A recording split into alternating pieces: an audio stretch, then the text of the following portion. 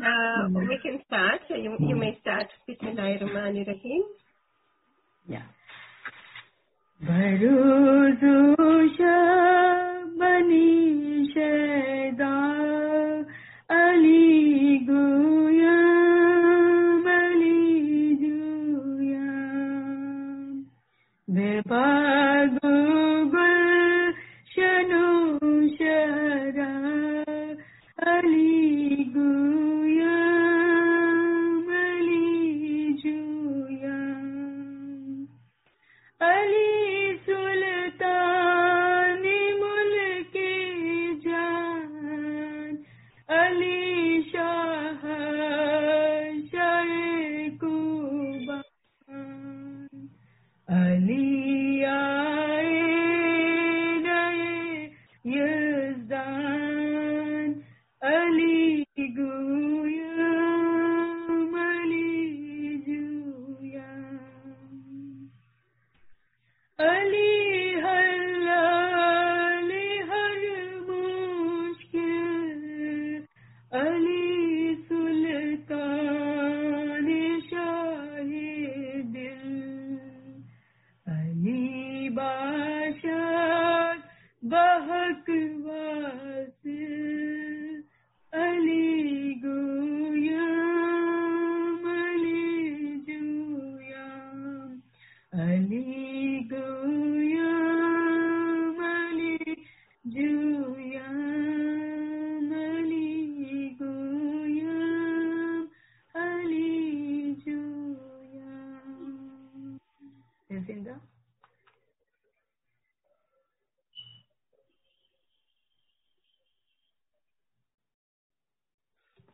Thank you, Khadija. You're welcome. Dr. Hassam, Yes. you can start now. Okay. Yalimadat, everyone. Welcome to today's session, noon in Western Canada and 8 or 9 p.m. in the European sector. Let us begin, first of all, in all humility, in prostration, with love and affection, to pay homage and tribute to our beloved Imam, in the name of our beloved Imam, who is the Lord of the age, who is the Lord of time, who is the Lord of creation, the Lord of the great throne, He who is the most beneficent, the all-compassionate, the all-merciful, the Lord of the Day of Judgment. Khudawand Nur Maulana Shah Karim Al Hussaini Hazar Imam, please say salawat. Allahumma salli ala Muhammadin wa ali Muhammad. Today's topic, as you know, it is the essence of spirituality. So let me begin to say a few words about it.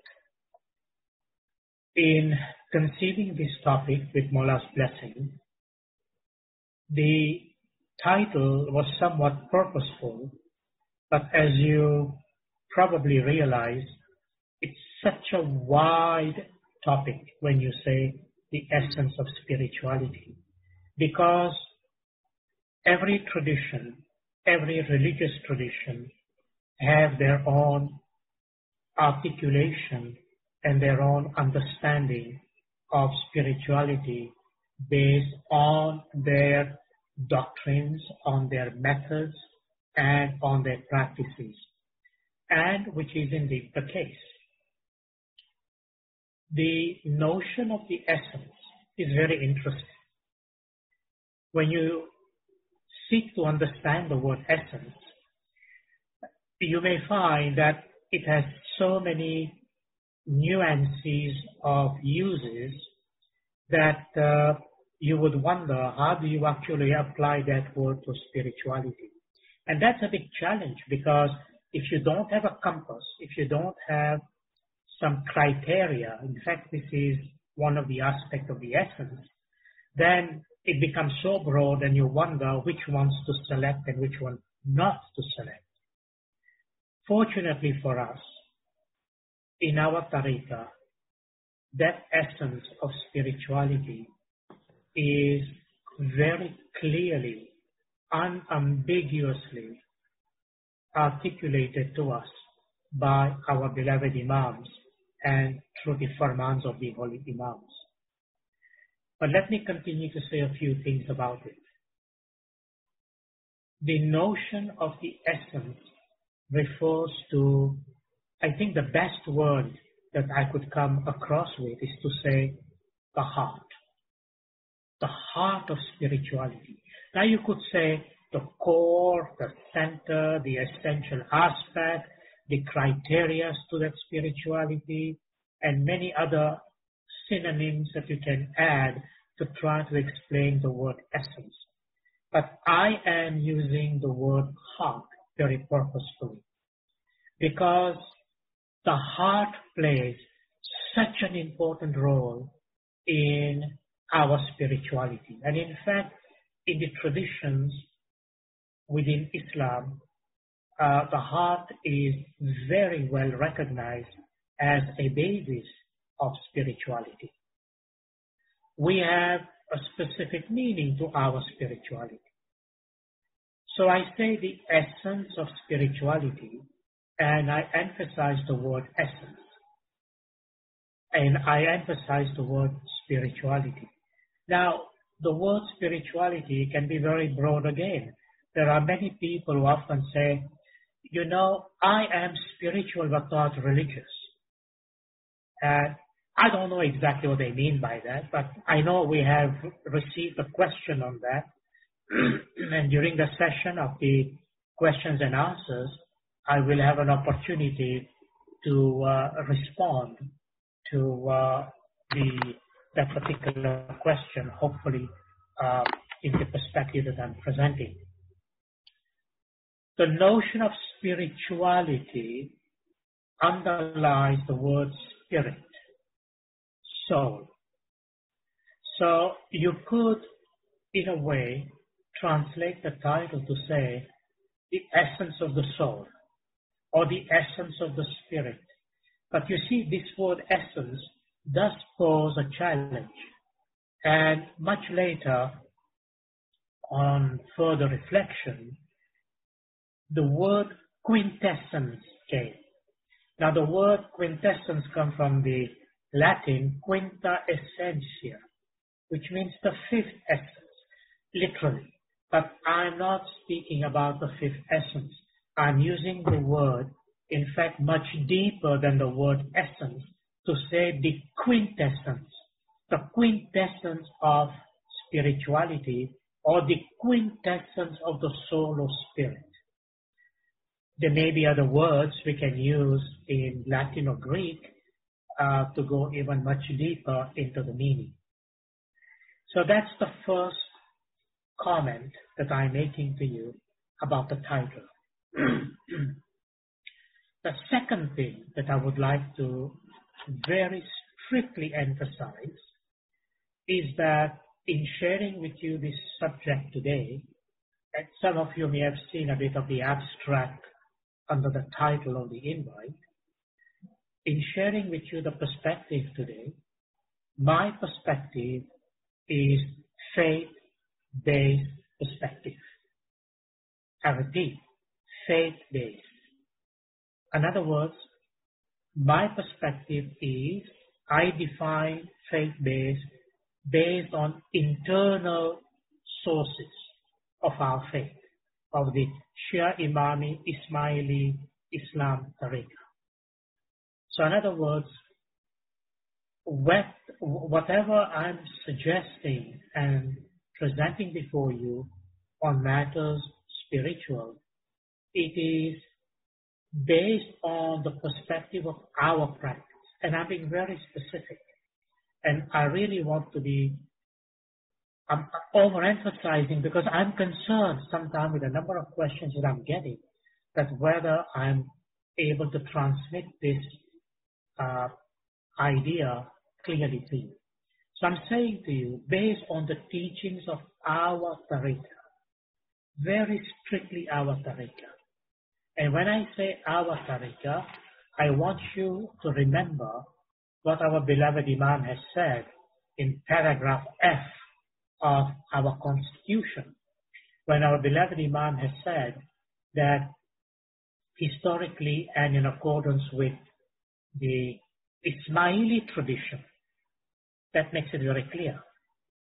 So our beloved Imam said historically and in accordance with Ismaili tradition, the Imam of the time is concerned with the spiritual advancement. So think right there. The Imam of the time is concerned with spiritual advancement as well as improvement of the quality of life of his murids. So these two things go together, spiritual advancement, quality of life. And then the Imam says, the Imam's talim, this is very important, the Imam's talim lights the murid's path to spiritual enlightenment and vision. The Imam's talim lights the murid's path to spiritual enlightenment and vision. So, having said that, you see where I'm coming from, and I'm being extremely specific, and it is within these confines, it is with this framework that I am, inshallah, with Mullah's blessing, intending to share with you this perspective that I would like to today. I should also like to add that remember, in a subject like essence of spirituality or the quintessential essence of spirituality, it's always a work in progress. There are so many facets of our spirituality that it is amazing, it is wonderful, it is staggering. And one of the examples of this diversity of our spirituality is our devotional literature that is intended to bring light into our heart, light into our soul, light into our intellect. All that in the act of devotion and love to our beloved Imam. In saying that, I am articulating the fact that our beloved Imam has very explicitly explained to us Ismaili tradition is pluralistic within the Jamaat. Within the Jamaat. And when we look at the pluralistic aspect of our tradition, and the Imam says to us, Mullah Bapa said this is a strength. It is an enormous strength for our Jamaat. And we must draw from that strength and gain strength from there. So I hope what I have to say today would serve as a catalyst, as a trampoline, as a basis to continue understanding the basis of our spirituality. Please remember, our spirituality, as guided by the Imam of the time, as guided in our tariqah, is rich, so rich that I do not believe we could ever reach the depth of it. But there is commonality. There are certain aspects that are very common and that there are foundational. And let us hope we can identify those as I go along. So, where does that take us? It takes me to the other point to say that everything that we do that is part of our life, and you've seen what our beloved Imam says, improvement of the quality of life, that also comes from the Imam, and the path, the teachings, the talim that Imam gives for our spiritual enlightenment. That also is part of the context. Which context? The context that says everything we do in our faith. Everything. In fact, I extend that to say everything we do in our life, from the moment we wake up till the moment we go to sleep, and even the events during our sleep, if I can put it that way, they are part of our spirituality. In other words, the notion of the din that Mullah Bapa says, the improvement, the spiritual enlightenment, and dunya, the aspect of our world, physical world, material world, the aspect of our quality of life. They are intertwined. They always remember this formula. Our beloved Imam says they are intertwined. They live together. They live together, not separately. They can never be separated. They are together. And because they are together, you have to construct in your mind, in your thoughts, in your outlook, in your articulation and expression of your life, you have to be able to say, how are the notion of din, spirituality, and the notion of dunya, my material, my physical life and world, intertwined together. And one of the things that is essential to always bring uppermost in our mind is always to say, whatever I'm doing, in the end of the day, it's going to be for my soul. It has to be for my soul. Because if it is only for the world, it will remain here, it will die, it won't come with you. What do I mean, come with you? When the soul leaves this world, it takes certain things with it. What are those things?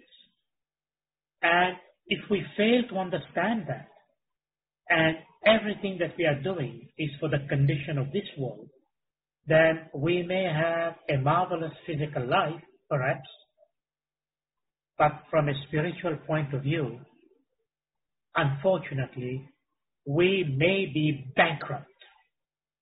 Spiritual bankruptcy is a no, no, no in our tariqah. Because everything we do in our tariqah, in the world, is intended to benefit the soul. Remember what Mullah Bapa said to us. Only the soul is eternal, nothing else. So, in this context, you decide and you say, do I invest for what is permanent, my soul, or do I invest everything in the world which will benefit me while I'm alive, physically, but when my soul leaves this body, I'm bankrupt. I have nothing much to take with me. And we will be asked about our deeds and what we have done with the life that we've been given, with the wealth we were given, with the facilities we were given into this world. Where do you think those come from? Ask yourself, our physical life and all the blessings that we enjoy in our physical life, everything, A to Z, where do you think that comes from? In our consciousness, in our modality of thinking. We, as murids of the Imam, we always say, without a shadow of doubt, Shukr Hazar Imam. Shukr Allah Almighty.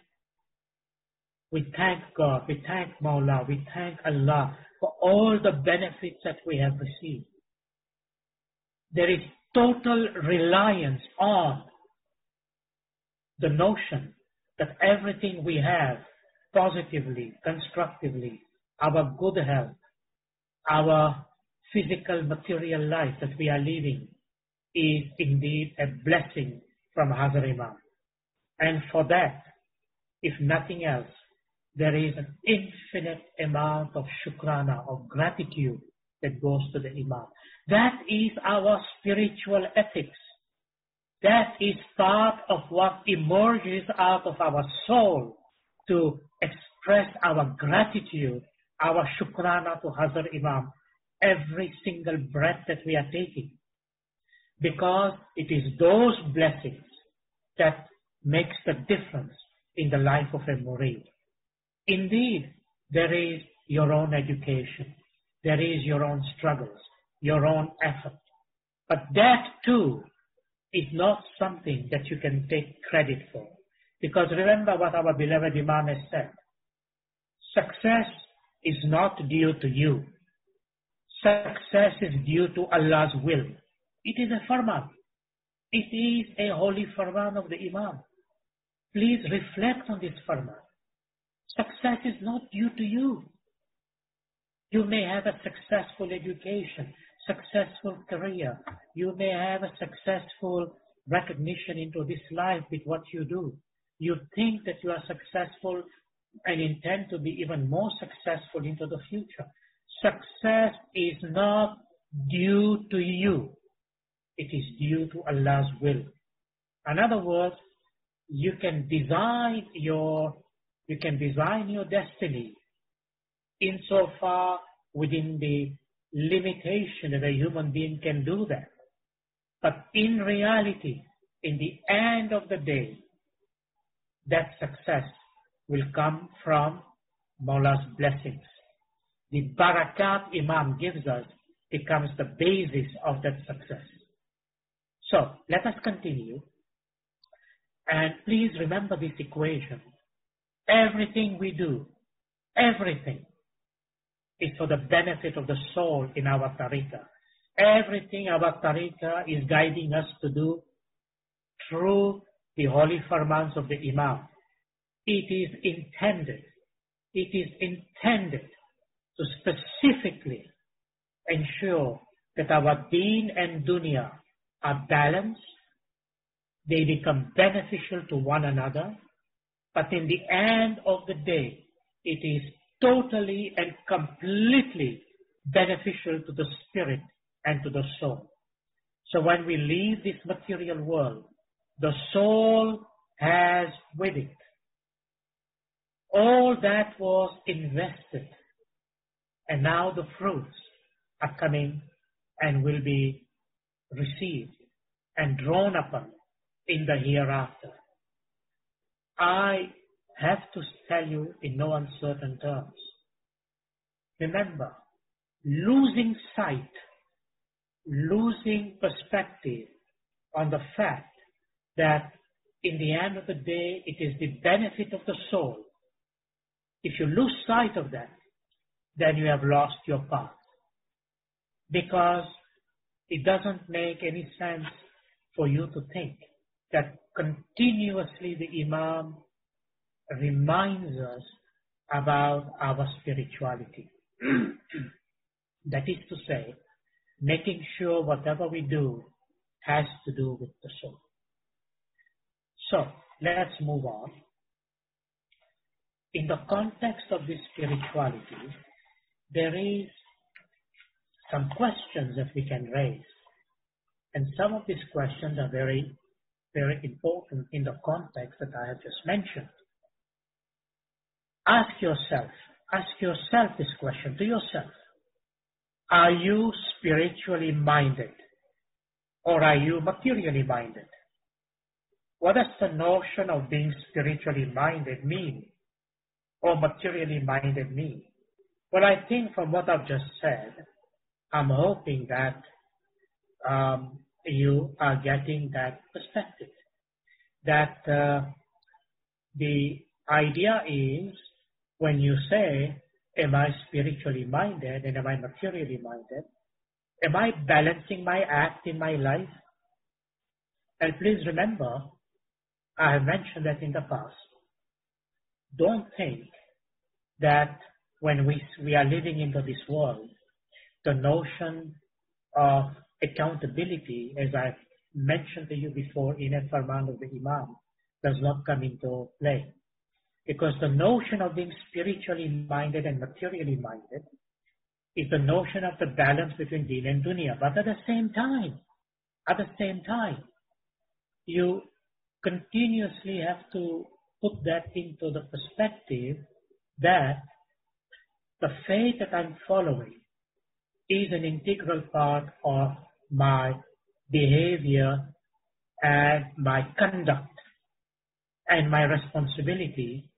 And everything that I do, this is what I was getting at, everything that I do verbally, physically, and mentally has an impact on my soul. It has an impact on my soul. And the way I conduct myself needs to have direction. And that direction is, it is in accordance and should be in accordance if you are following the path of the Ismaili tradition and Ismaili spirituality.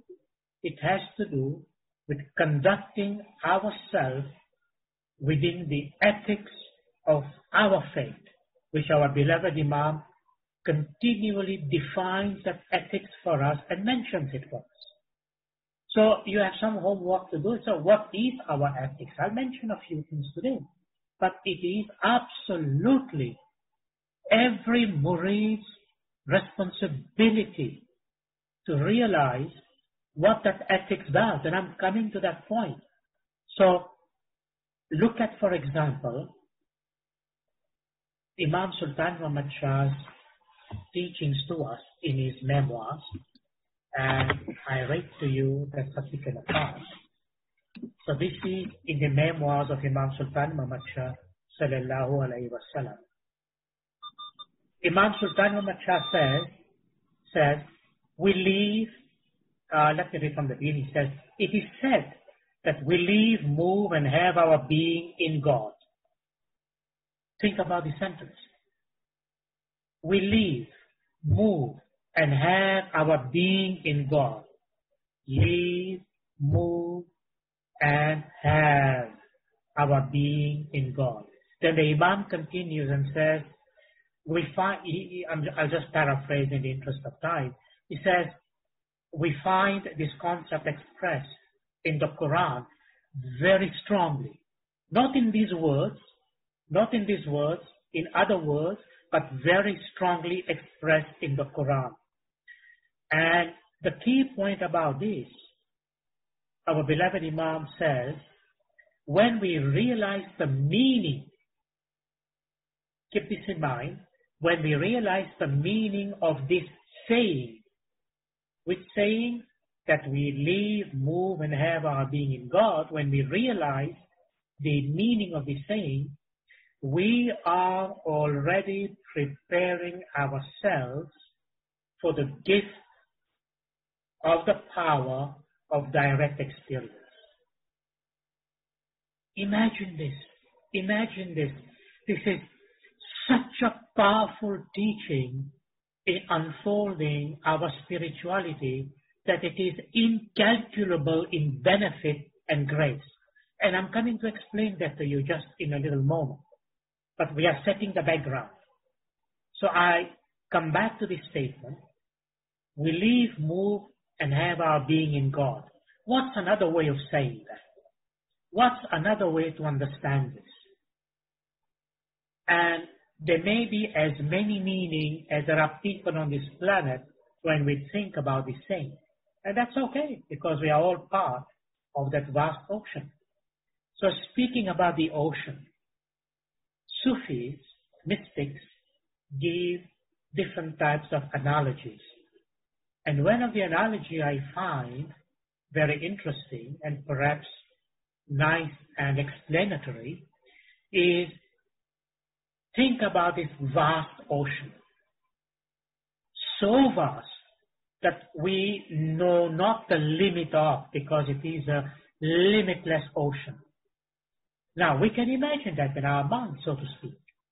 And imagine in this ocean all the fishes that live into that ocean, all the life forms that live into that ocean. And mystics sometimes give stories to explain this. And what do the mystics say? The mystics say, here is a fish moving into this ocean, and this fish is being told, right from the time it was born, that we are surrounded by this infinite ocean in which we are swimming. We are swimming into this infinite ocean. We live into this ocean. We move into this ocean. And we have our being, we have our existence into this ocean. And the fish says, oh yeah, fine, I heard that so many times. And then that fish says, well, I've heard it so many times, but where is this ocean?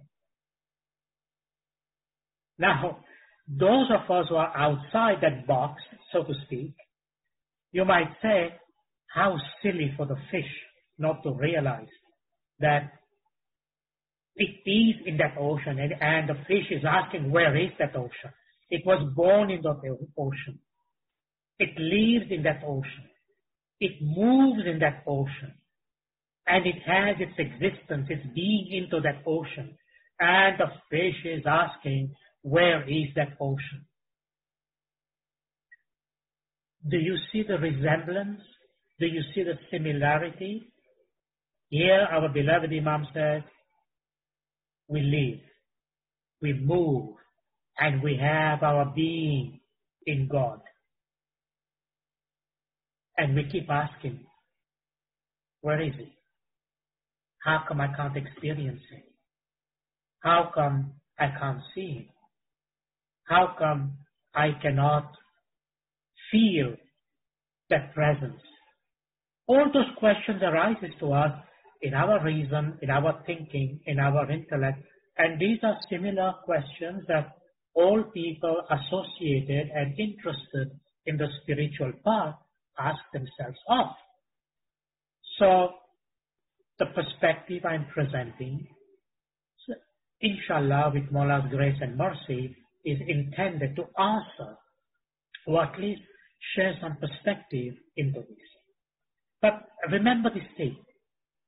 Imam Sultan Muhammad says, people like Rumi and Hafiz, these great Persian poets, they have told us each in their own different way that some people are born some people are born with an amazing spiritual capacity that they can, in fact, realize this understanding.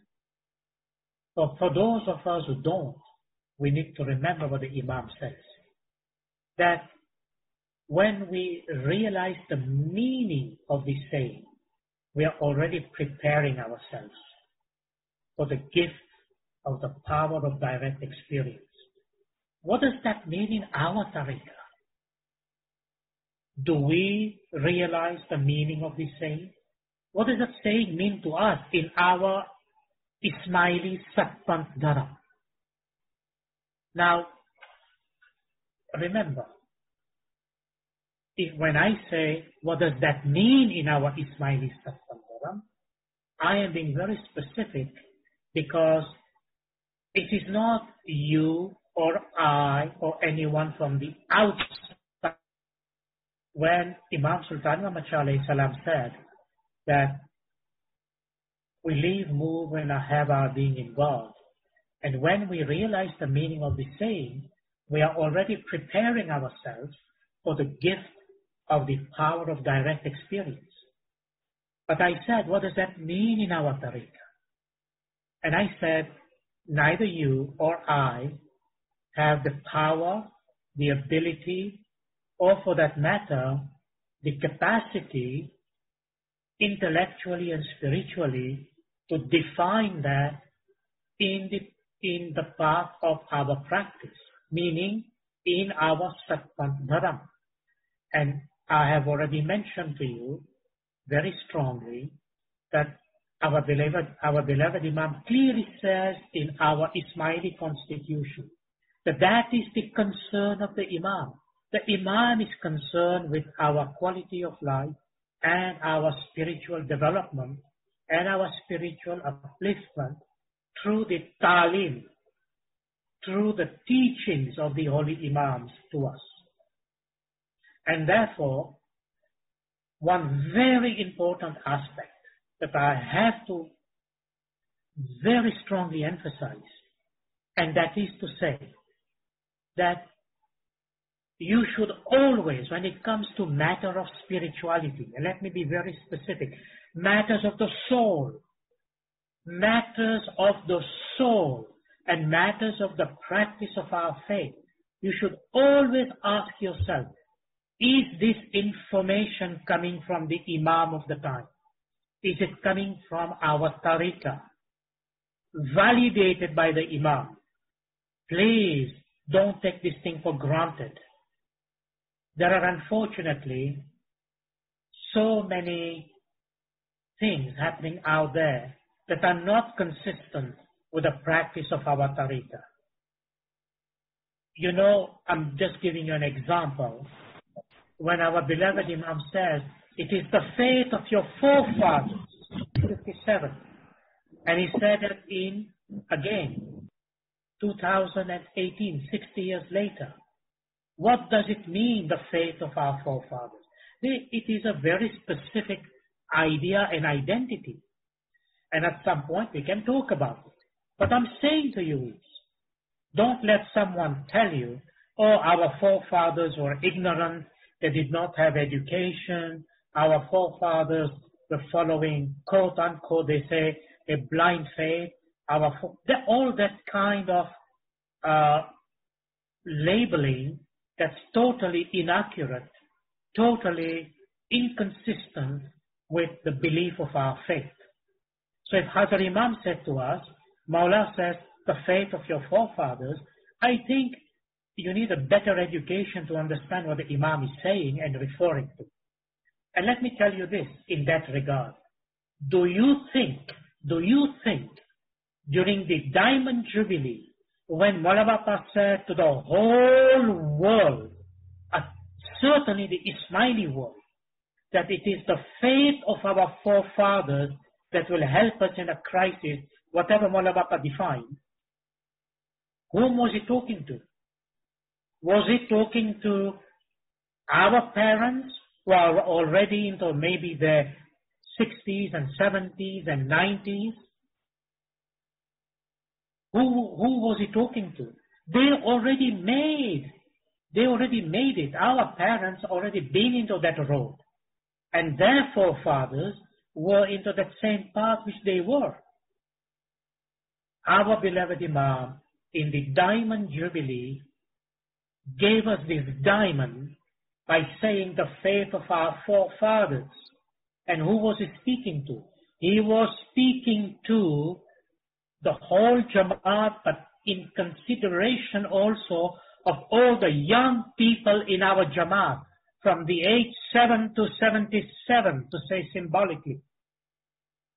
So I am asking the young people in our Jamaat, the youngsters in our Jamaat, the professionals in our Jamaat, I am asking them, do you understand the magic, the miracle, the blessing, the intellect and the spirituality behind the notion of the faith of our forefathers? Well, it's something to think about. And one thing is for certain in that context. The faith of our forefathers was founded and rooted deeply, like a tree that has got very deep, powerful, strong roots going hundreds of feet on the ground to hold this huge tree. It was founded on the clarity and the acceptance and the belief about knowing the batin, the spirituality, the esoteric of the Ismaili faith. And the root of the Ismaili faith from that tree, the root is the Imam. And that root says it is that foundation that enables the murid to stand upright. And let me explain that just in very clear language. If you think about a creator, then it is Mawla himself. If you think about the Lord of the Day of Judgment, it is Mawla himself.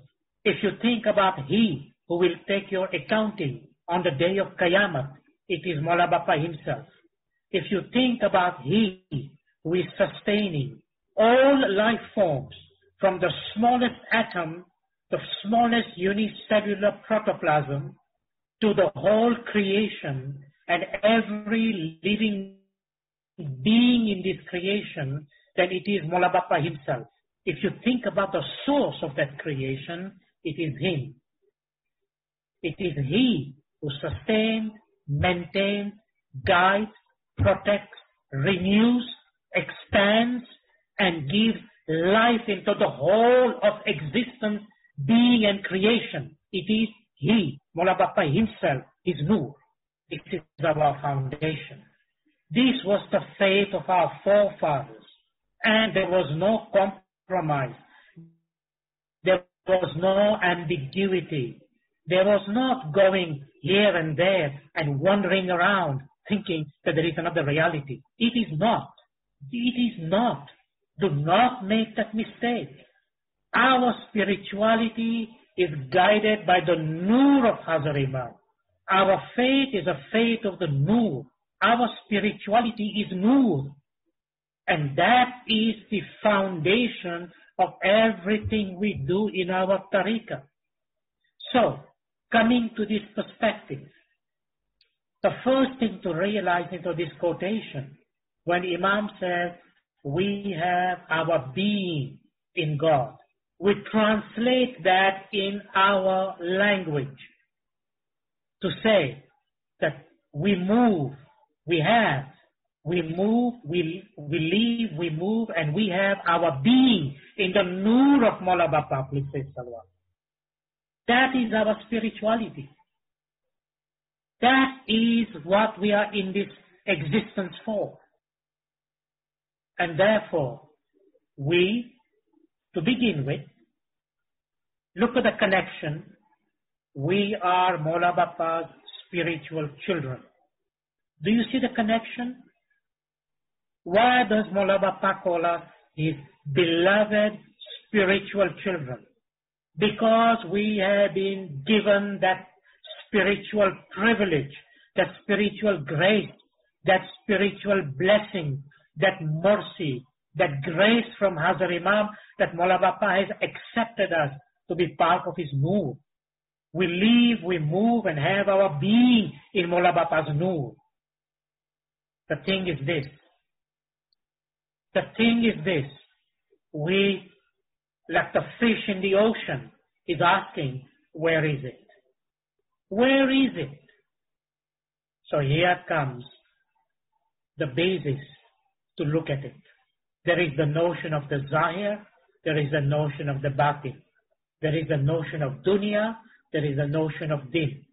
There is the notion of the exoteric, there is the notion of the esoteric. And our beloved Imam, in no uncertain term, guides us to that Batin. Guides us into that Batin, how we should indeed understand and practice our faith. So, how do we conceive of this? How do we conceive of this? So let me put before you a question so that we can be on the same page. And there are many questions around it.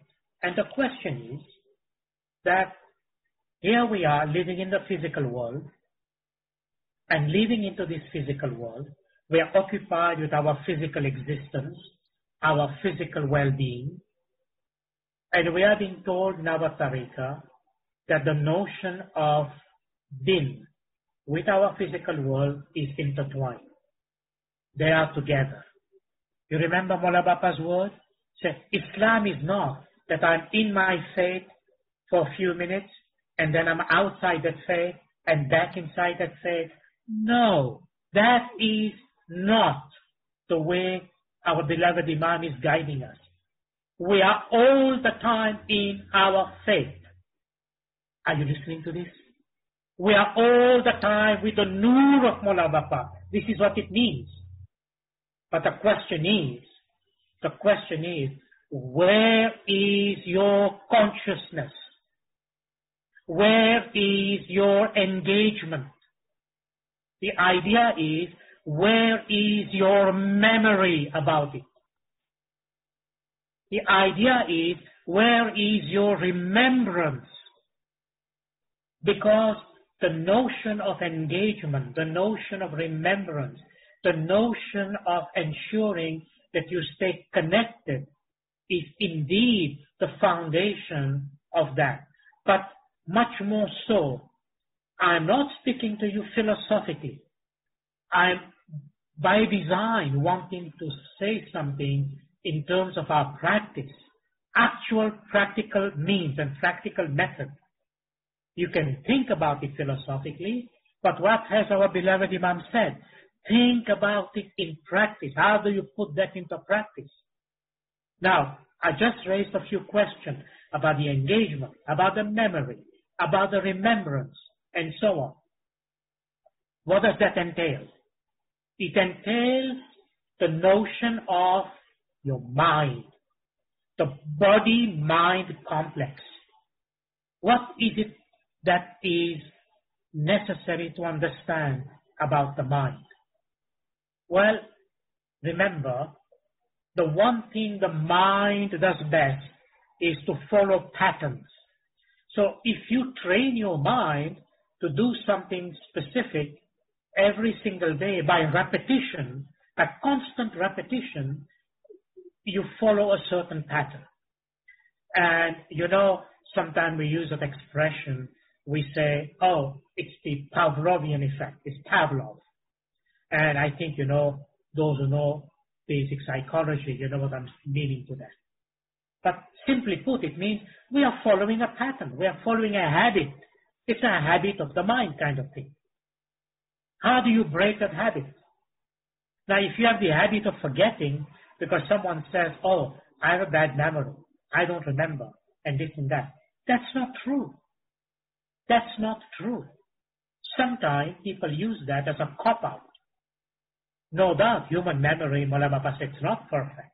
And we are not perfect. No one. No one but Mola Bapa himself has 100% perfection of Allah himself. The perfection of Allah is Mola Bapa himself. In every way. From Alpha to Omega. From Al-Awal, Al-Akhir, Al-Zahir, Al-Batin. It is Mola Bapa himself. But that is what Mola is guiding us to. So we need to say to ourselves, we need to ask ourselves, what about my mind? Because remember, if your mind in the material realm is constantly engaged into the material realm, you form that habit, and we've been forming that habit from the time we were born. Then what happens to our spirituality? Depending on the power and engagement of in the material sense, there will be an imbalance. There will be an imbalance. So what does the spiritual essence in its meaning mean to us? Look, I want to keep it simple, but I will come to details. Okay? And in its simple form, based on the guidance of the holy Imam of the time, and also emphasized by all our Imams, right from Hazrat Maulana Murtaza Ali alayhi salam to our present beloved 49th Imam. The essence, the quintessence, the heart, the core, the root, everything is the Imam. It is Mola Bapa himself. It is Mola Bapa's Noor himself. Nothing else. Nothing, nada, nothing else. Rien d'autre. It is Mola Bapa himself. If you lose that meaning, if you lose that perspective, if you lose that memory, you have lost everything. Everything. There will be nothing left for you. You know why? You have not come into Ismaili Satpant Dharam. You have not come into this path of truth, the path of Hakikat and Marifat, which is our faith. We are not here by accident. We are in Hakikati Dharam. We are in this Marifati Dharam. We are in this path where the Imam has become visible to us, where Allah's Noor is manifest to us, We are here because, what does your mind tell you? What does your knowledge and intellect tell you?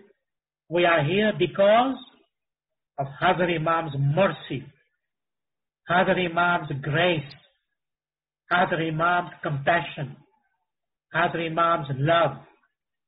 When we say in the dua, and it says in the Quran, Al-Rahman, Al-Rahim, that is Mawla Bapa himself. He is Al-Rahman, Al-Rahim. And because of this Al-Rahman, Al-Rahim, we are into Satpant Dharam. Can I make it more clearer to you? That means when our soul was not yet into this world before, and I'm talking about this lifetime,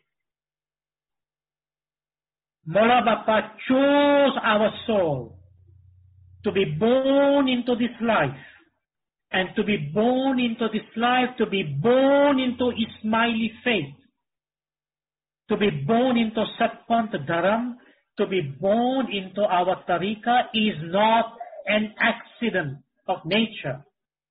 It is a grace.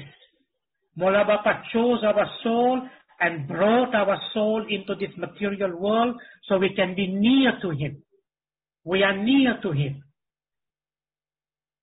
I hope you understand what I'm saying to you. Do not take this thing for granted. Don't take this thing for nothing. And why am I saying that to you? Because, my dear brothers and sisters, members of the Jamaat, I say to you, because don't throw this diamond away. Don't neglect this part. We are here for a limited period of time. Ask yourself every minute of your existence, why has Mawla Bapa brought your soul into Ismaili Dharam, into Ismaili faith, into Ismaili tariqah, so that, why your soul came here? Why did He bring your soul near to Him? So you can waste your physical life? You can waste your spiritual life? Remember, whatever you need to take with you in the hereafter, for the purpose why your soul came here, happens here in the physical life that you have, where you can sow your seeds for your spirituality. You cannot sow your seeds in the hereafter. So ask yourself, what kind of spirituality are you living? What kind of spirituality are you defining? And who is defining that for you? Look, there is so much hype out there with so many different people claiming the knowledge and notion about spirituality. We wish them well. They are doing the best for other people in humanity in the way they conceive it. And we hope those people benefit from it. But I'm speaking about our tariqah, about our holy faith, about our holy Imam, and we who are the murids of the Imam. It is the Imam who is concerned with our quality of life and our spiritual enlightenment. So, let me be very emphatic again. If it is your objective, your desire, your wanting to be with Mawla in the hereafter, what does that mean?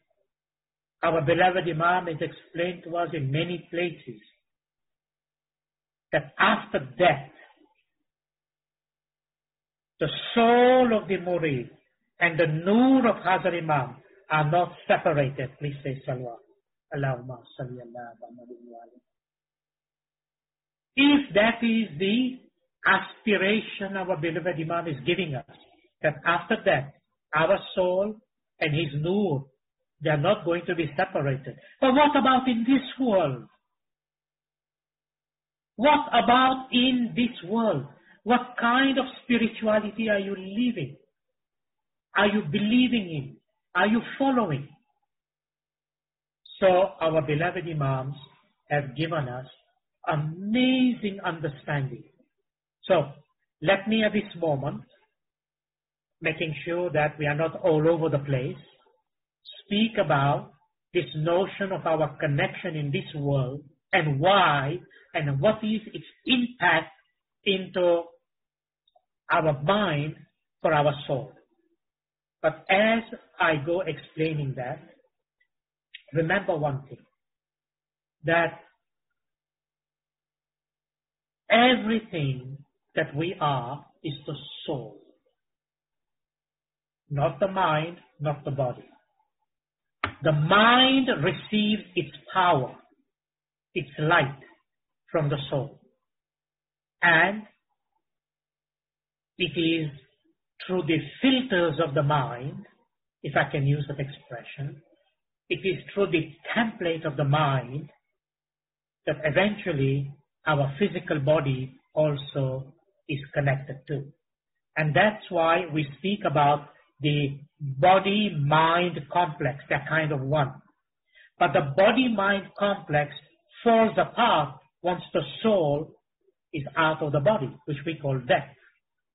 For your information, very soon I shall be having, hopefully, maybe 1, 2, 3 parts of this lecture about the notion of the journey of the soul, meaning where the soul came from, what it's doing here, and when the soul exits the body, based on our tariqah, what it says, so that there will be greater details there.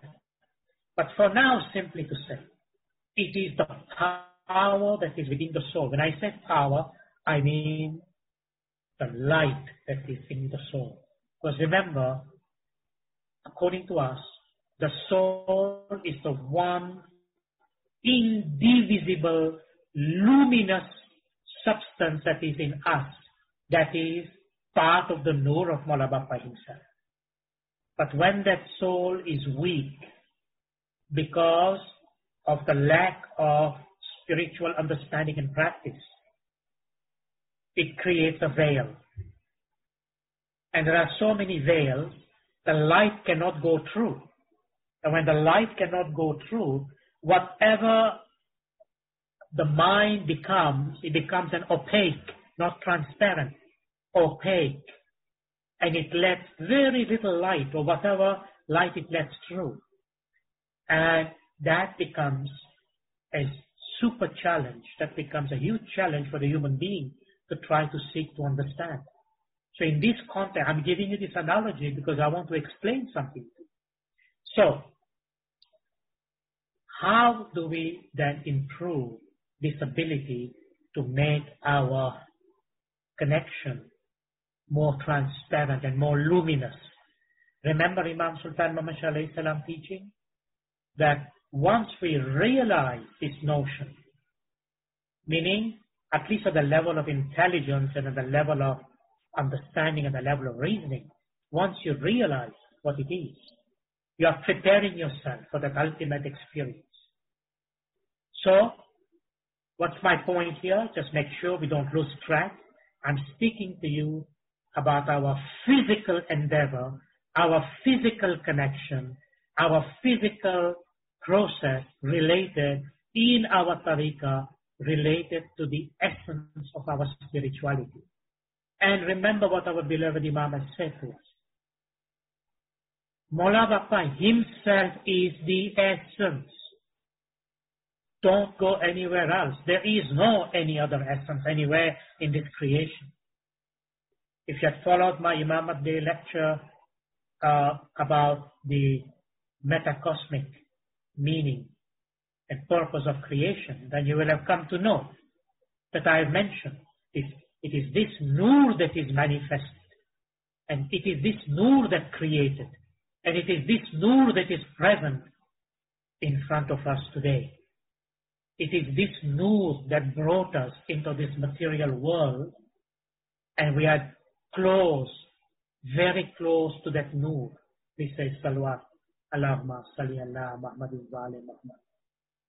We are close to the nur of Hazar Imam because Mawla Bapa says, you are my beloved spiritual children. So if we are spiritual children of Hazar Imam, and he has said we should not be separate from him once our soul leaves this world, then what about in this world? So look what it says. Our beloved Imam Spirituali alayhi salam. Now I'm using these farmans because it is, of course, totally consistent with what should be our spiritual ethics, but also because they are farmans that gives you a sense of understanding all the way from one Imam to the other, and you can see that this notion, this understanding, this practice has always been practiced of our tariqah.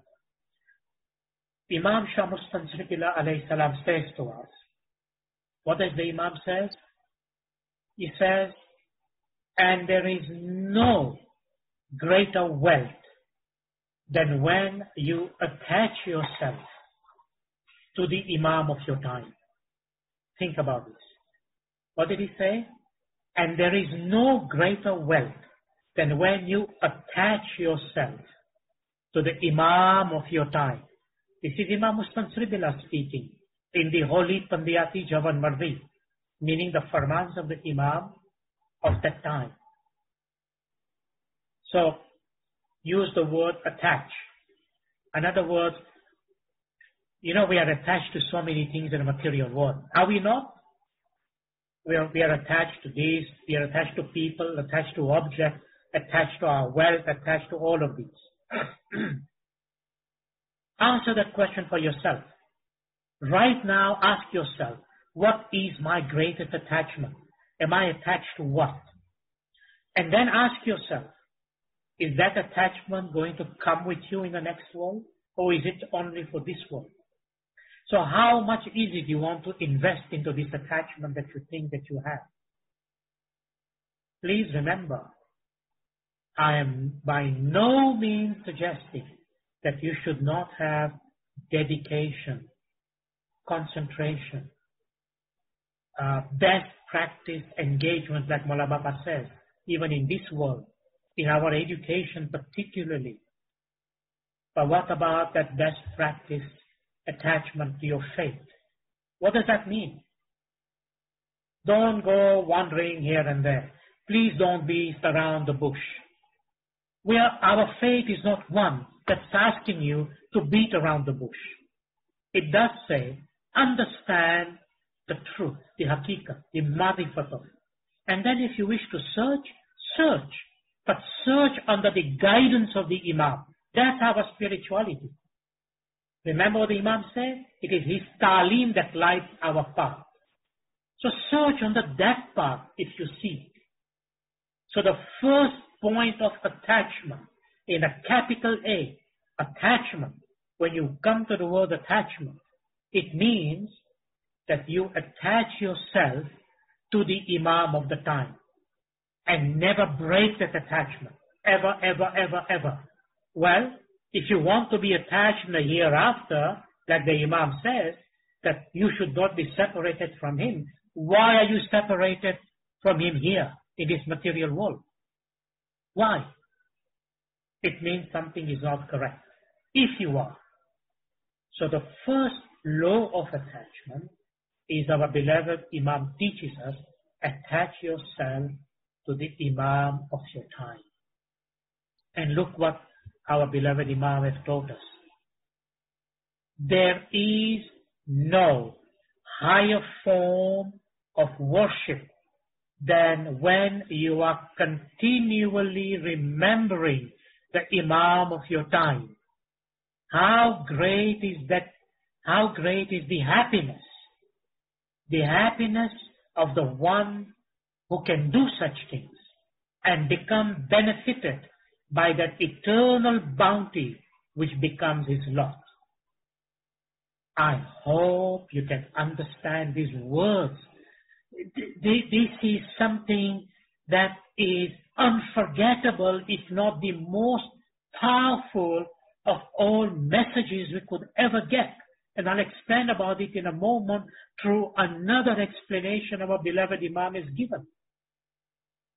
So, let's just look at this thing just for a minute or so. There is no higher form of worship than when you are continually remembering the Imam of your time. There is no higher form. No higher form. That is the form. That is the ultimate. That is the supreme form. than when you are continually remembering the Imam of your time. Now the word worship here, it means your tasbih, the dua, the prayers, your ibadah. It means your total engagement towards the Imam. Now, I'm coming to other parts, which I hope it will make it even more clearer. Now, remember the connection. I'm saying to you, I was speaking about what are we in this world doing about this connection. So the first point is that attachment. And our beloved Imam clearly explained there is no higher form. Okay? So when Mullah Bapa tells us, keep a tasbih with you. Call the name of Allah. Call the name of Hazrat Ali. Call the name of the Imams. Call the name of the Imam of the time on your tasbih. What do you think that means? You are making the connection. You are making this link. You are renewing this link. You are strengthening this link. I haven't yet told you what it does to the body-mind complex. I'm coming to that. I'm coming to that point. But for now, we have to review the foundation without which what I will say will have no meaning. So, because there is no higher form of worship than when we are continually remembering the name of our beloved Imam in our heart, in our mind, in our thoughts, in our spirituality, in our soul, then our beloved Imam defines and says, how great is the happiness of the one who can do such things. Think about this word. How great is the happiness. Now, isn't that a powerful word, happy? You can ask any creation of Mawla into this creation. If you could speak the language of birds, if you could speak the language of animals and plants, if you can speak the language of all other created species, if you could, and ask them that what is it that you seek, all species will reply, we are seeking happiness. We are seeking happiness. In their own way. In their own way. Ask the human being, and they will tell you everything that I'm doing. My whole purpose of education, my whole purpose of my career, my whole purpose of engaging with another human being, whether it's marriage or whether it is friendship or everything else. Everything has to do with happiness. Now define that word. There'll be as many definitions as people. What is this happiness? Let me tell you in this language. This happiness, when you continually remember the name of the Imam of the time, this happiness is a permanent happiness. Let me be more specific. There are at least two types of happiness. One that comes from the level of the mind, and one that comes from the level of the soul. Remember this. What comes out from the level of the mind, that happiness will come and go. It will be there, then it is dissipated. Then you look for another one, or you look to renew that. One moment you are happy, another moment you are sad. The next moment you are even happier, then you are even in a state of depression. Then you wonder, is this my happiness? You get one object that you need, and then you find out you need another one. You are no longer happy with the one that you had.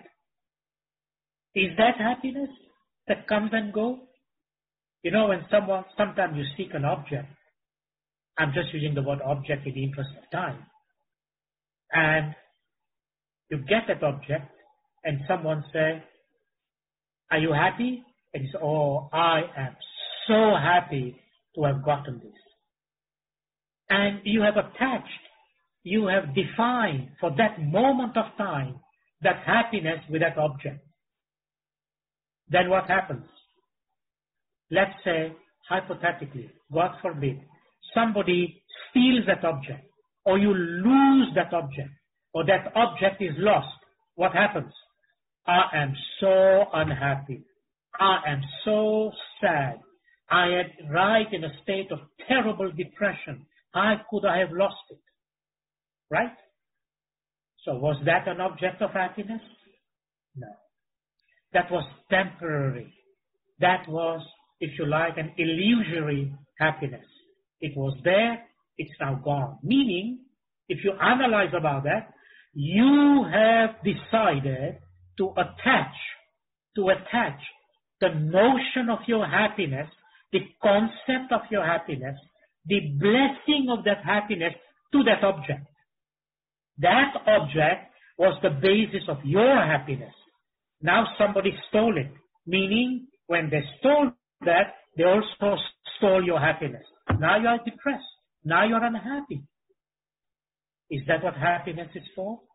Look at what our beloved Imam said. How great is the happiness of the one who can do such thing, meaning continually in remembrance of the Imam of the time. Now what about that happiness?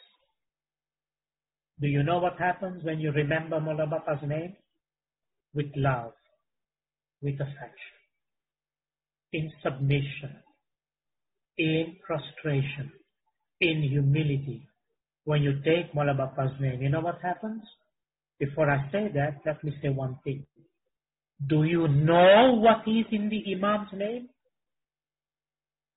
Do you know what is integrated with his, you know, when I said essence, Mullah Bapa said we have the essence. The essence, as I said, means the heart, the core. Do you know what is in Mullah Bapa's own name? The name of the Imam of the time? Please say salawat. Allahumma salli ala Muhammadin wa ali Muhammad. In the name of the Imam are all the attributes of God. Please don't beat around the bush. Understand this in the level of hakikat and marifat. All the names of Allah are encompassed in this one name, the name of the Imam of the time. All of them. If you believe there are 99 names, then all those 99 names are in the name of the Imam of the time. And if you believe there are infinite names, then all those infinite names, they are in the name of the Imam of the time. Now you might say to me, for example, how can you even say that? Let me tell you why. It's a matter of logic. It's a matter of logic, and it is a matter of an enlightened intellect and a heart. And it is a matter of Iman. It is for the faithful to understand this. This was an aspect of the faith of our forefathers. What does that mean when we say all the beautiful names, all of Allah's infinite names are in the name of the Imam of the time? What does that mean and why? Why are you saying that? I'm saying that because, as I have said to you in multiple occasions, the name of the Imam of the time is the name of the Noor of Allah in these 49 manifestation of the Imam. Please say salawat, Allahumma salli ala Muhammadin wa ali Muhammad. Don't go wandering here and there. Don't beat around the bush. Look at this hakikat. Look at this reality in front of you. This is the root of our spirituality. This is the essence. The essence means to have understanding and knowledge about this thought, this truth, this hakikat. There is no higher truth than this. In speaking about the essence, it is the name of the Imam. It is the reality of the living Imam. And Mullah Bapa himself, is the 49th direct descendant of the Holy Prophet Muhammad sallallahu alaihi wasallam, and Maula Bapa himself is the 49th direct manifestation of the Nur of Allah on this earth. He is the proof of the manifestation and of the existence of Allah. Don't beat around the bush. Face the reality of your faith if you seek to benefit and benefit from the teaching, the ta'lim of our tariqah through the teachings of the Imam of the time who is there for our spiritual enlightenment and upliftment. As Imam Sultan Muhammad Shah sallallahu alayhi wa sallam said, that we are here for the salvation of your soul. You remember that farman. Always remember that farman. If the Imam is here for our salvation, what are you here for? What is it that you are doing here? What are you here for? And if you are in agreement, in consonance, to say, I am also here for the salvation of my soul, then connect yourself spiritually with the one who has the power, the ability, the authority to give you that salvation, which is the Imam of the time. Please say salawat. Allahumma salli ala Muhammadin wa ali Muhammad. This is the reason of our Sabqant Dharam. This is the essence of our spirituality, meaning the living manifest Imam. In the name of the Imam, you will find all the mysteries, all the names of the Creator.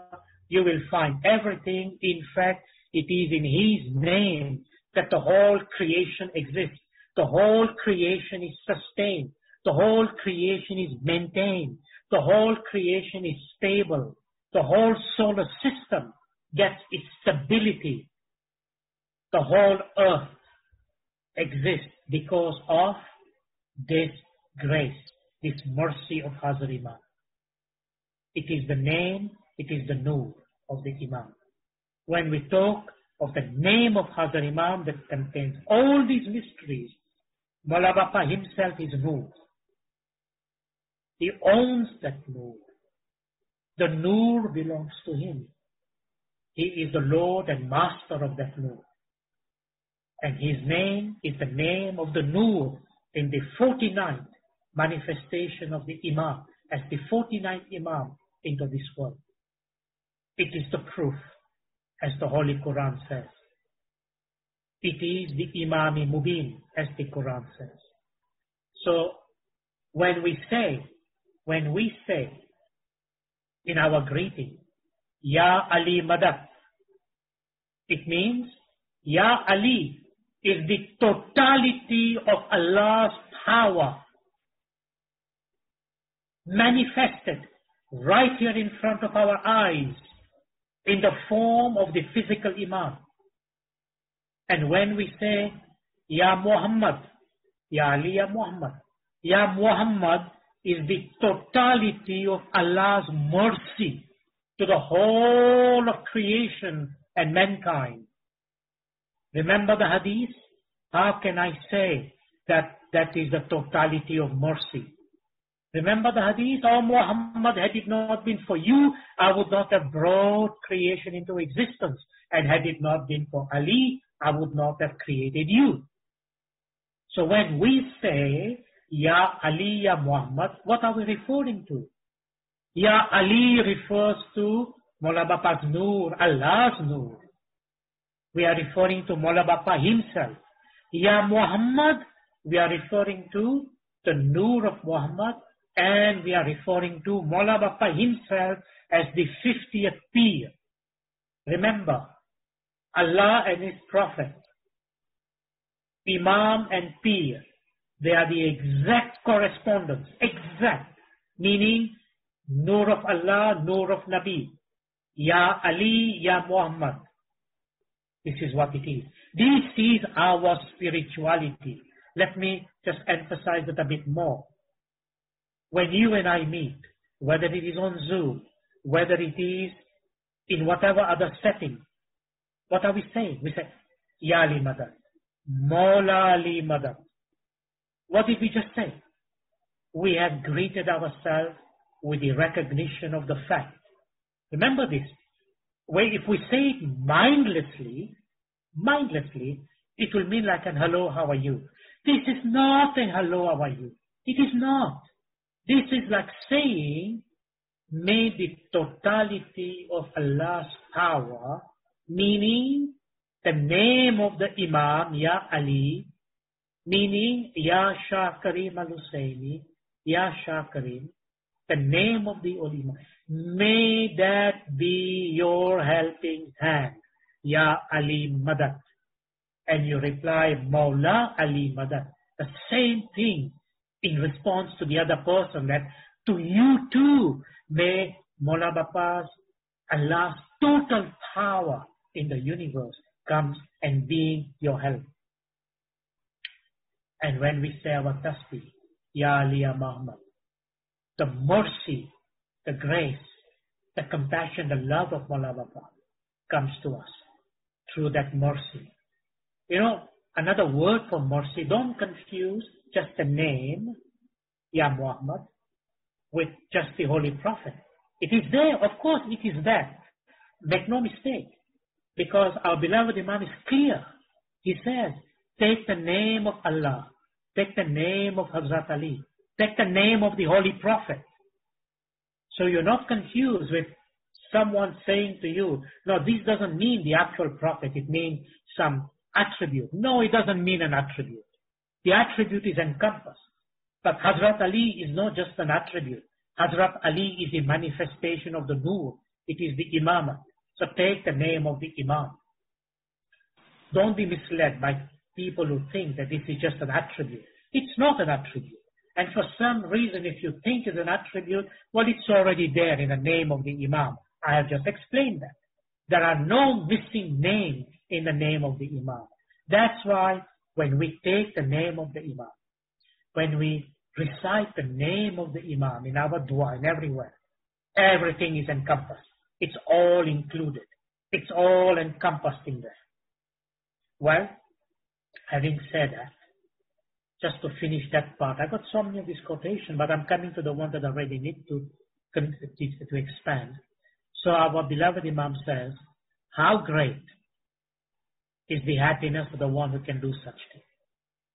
We were talking about happiness.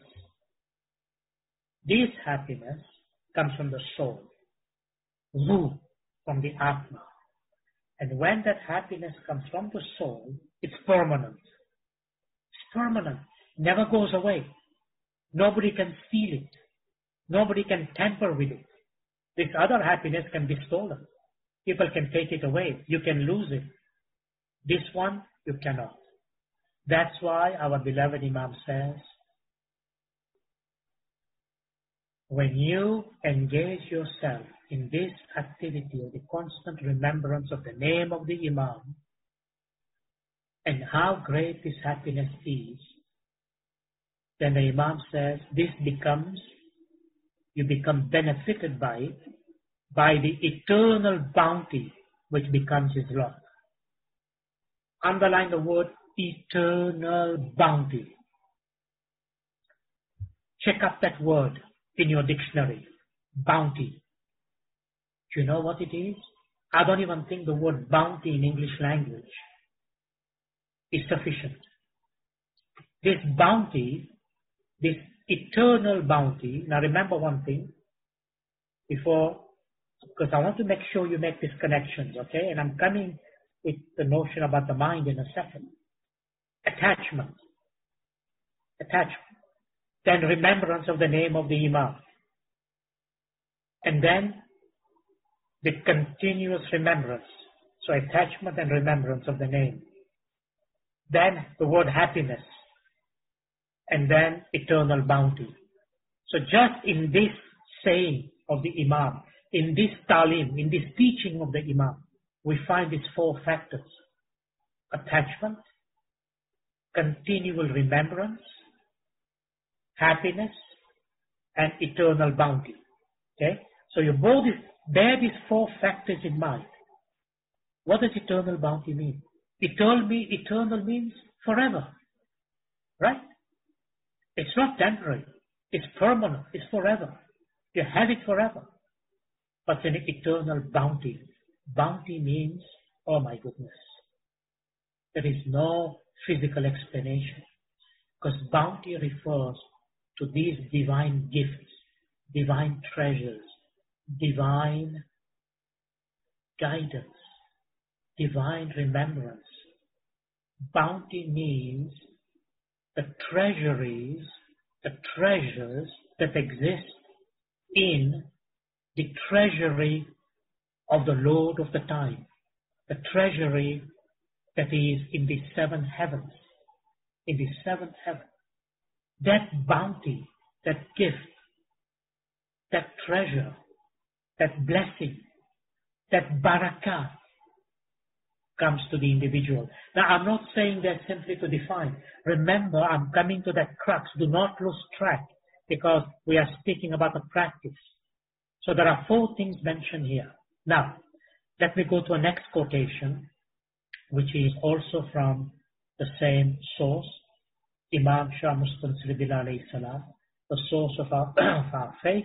What the Imam says, it says, the true believers, the true believer. Remember that word. This is not just for anyone, right? This is not for anyone taking things for granted or taking things here and there, or people think they are above the law. This is a spiritual law. It permeates, it transcends, and it exists in every cell of human existence. The true believer is the one who always occupies himself with the mention, meaning the zikr, the mention of the Lord Khudavan, meaning the Imam of the time, and whose heart is full of love, and whose tongue, the heart is full of love, and whose tongue is busy with glorification of the Creator. What is your tongue busy with? What is your mind busy with? What is your occupation busy with? Is there any form of zikr that you are performing? Is it spiritual? Is it material? So, here this quotation, I think it's straightforward. If I tell you just in a few words, that the true believer means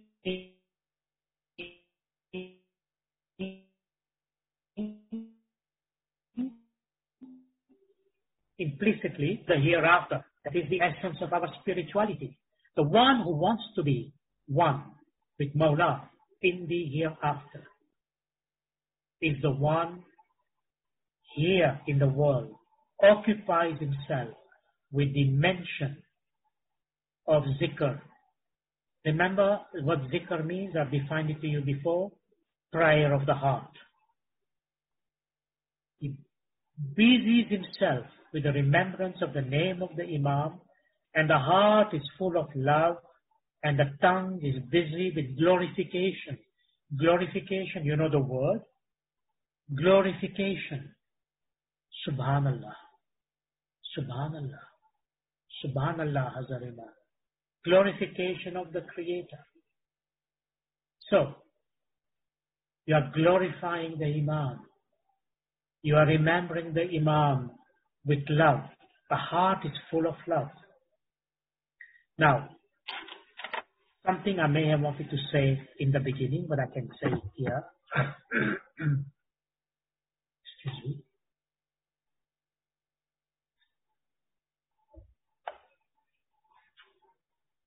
Excuse me. When you think about our spirituality, I have said to you, and I will continue to say it, we in our tariqah, we have the essence, meaning we have Mawla Bapa himself, we have the Noor with us. We have the Noor of Mawla Bapa with us. That is the essence of our spirituality. Everything is the Noor. Our whole dharam is the Noor. Our whole practice is focused in the Noor. And if the Noor is not there, trust me, There is nothing there. Nur is the key. Now, where do the murids experience that Nur? That Nur is experienced through love in the heart. That's why love in the heart. The heart is full of love. Can you allow your love to be expressed for Mawla, your heart to be expressed to Mawla? Mawla Bapa says to us, I love you 100 times more than you could ever love the Imam. And if you be strong in that knowledge, and if we are strong in that knowledge, then what happens? Our own love surges too. But remember, the point of me saying this was this. Love in the heart is the meaning of faith, Iman. Iman is nothing but love in the heart for the Imam.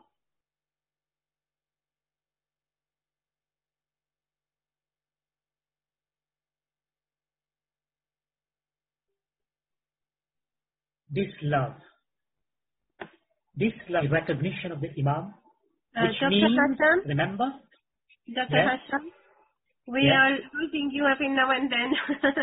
I'm sorry? Your voice is cutting and the image is also freezing.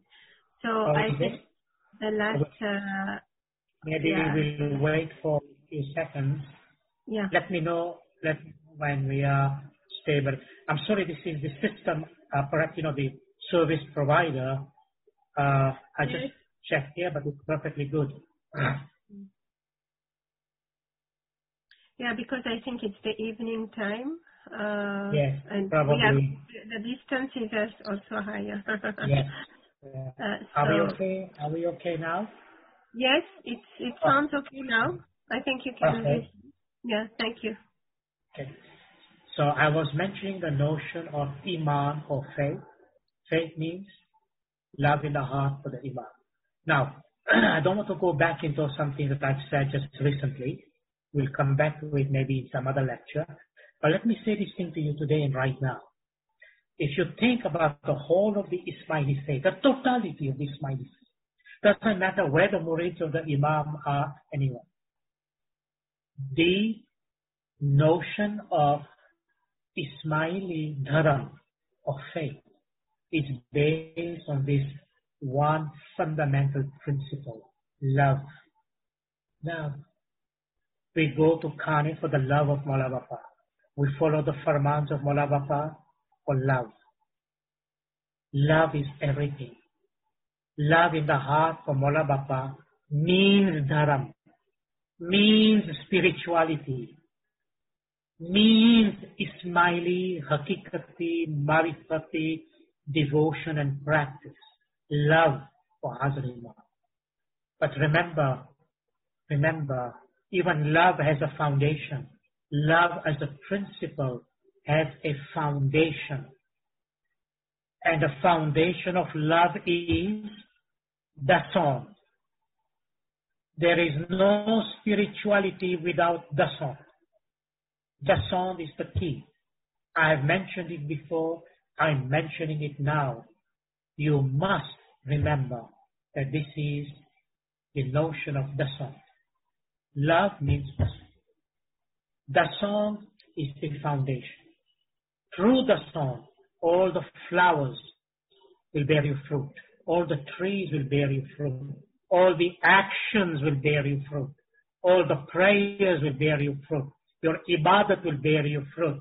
Reciting the name of the Holy Imam will bear you fruit. The song is the key. So, that's why this notion of love and the heart is so important. That's not my lecture today. I will come to it in some point in time. But today I want to make that connection physically. So let me get to it.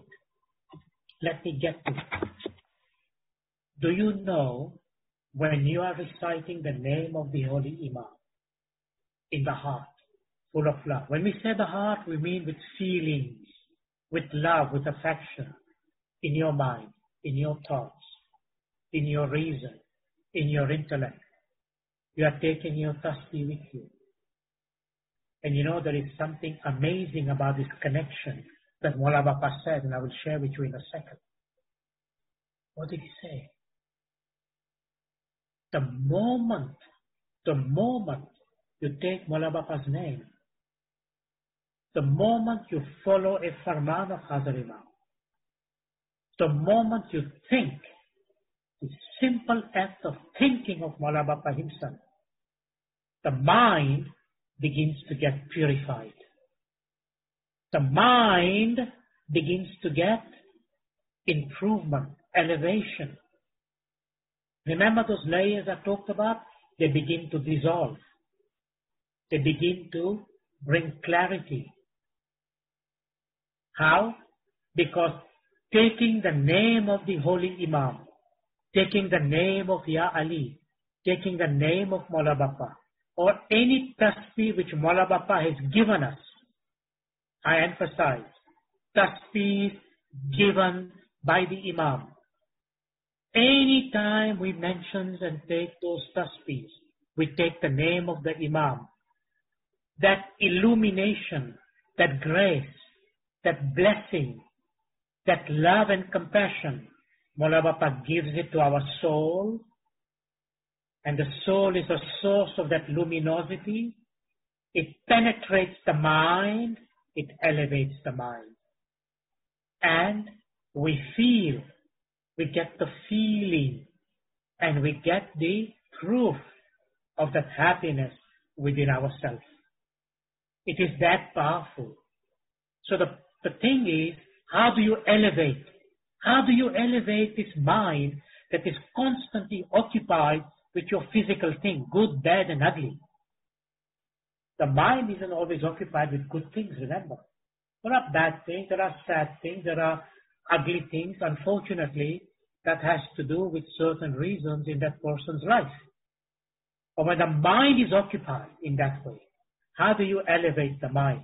How do you protect your mind? How do you protect your thinking? You know, it has been said by many motivational speakers and psychologists, whatever. They say the mind generates like 60, 70,000 thoughts a day. That's a lot of thoughts. How many of those thoughts are good, bad, ugly? You may even have difficult to find. But you know what? Your heart can tell you. Your heart can tell you.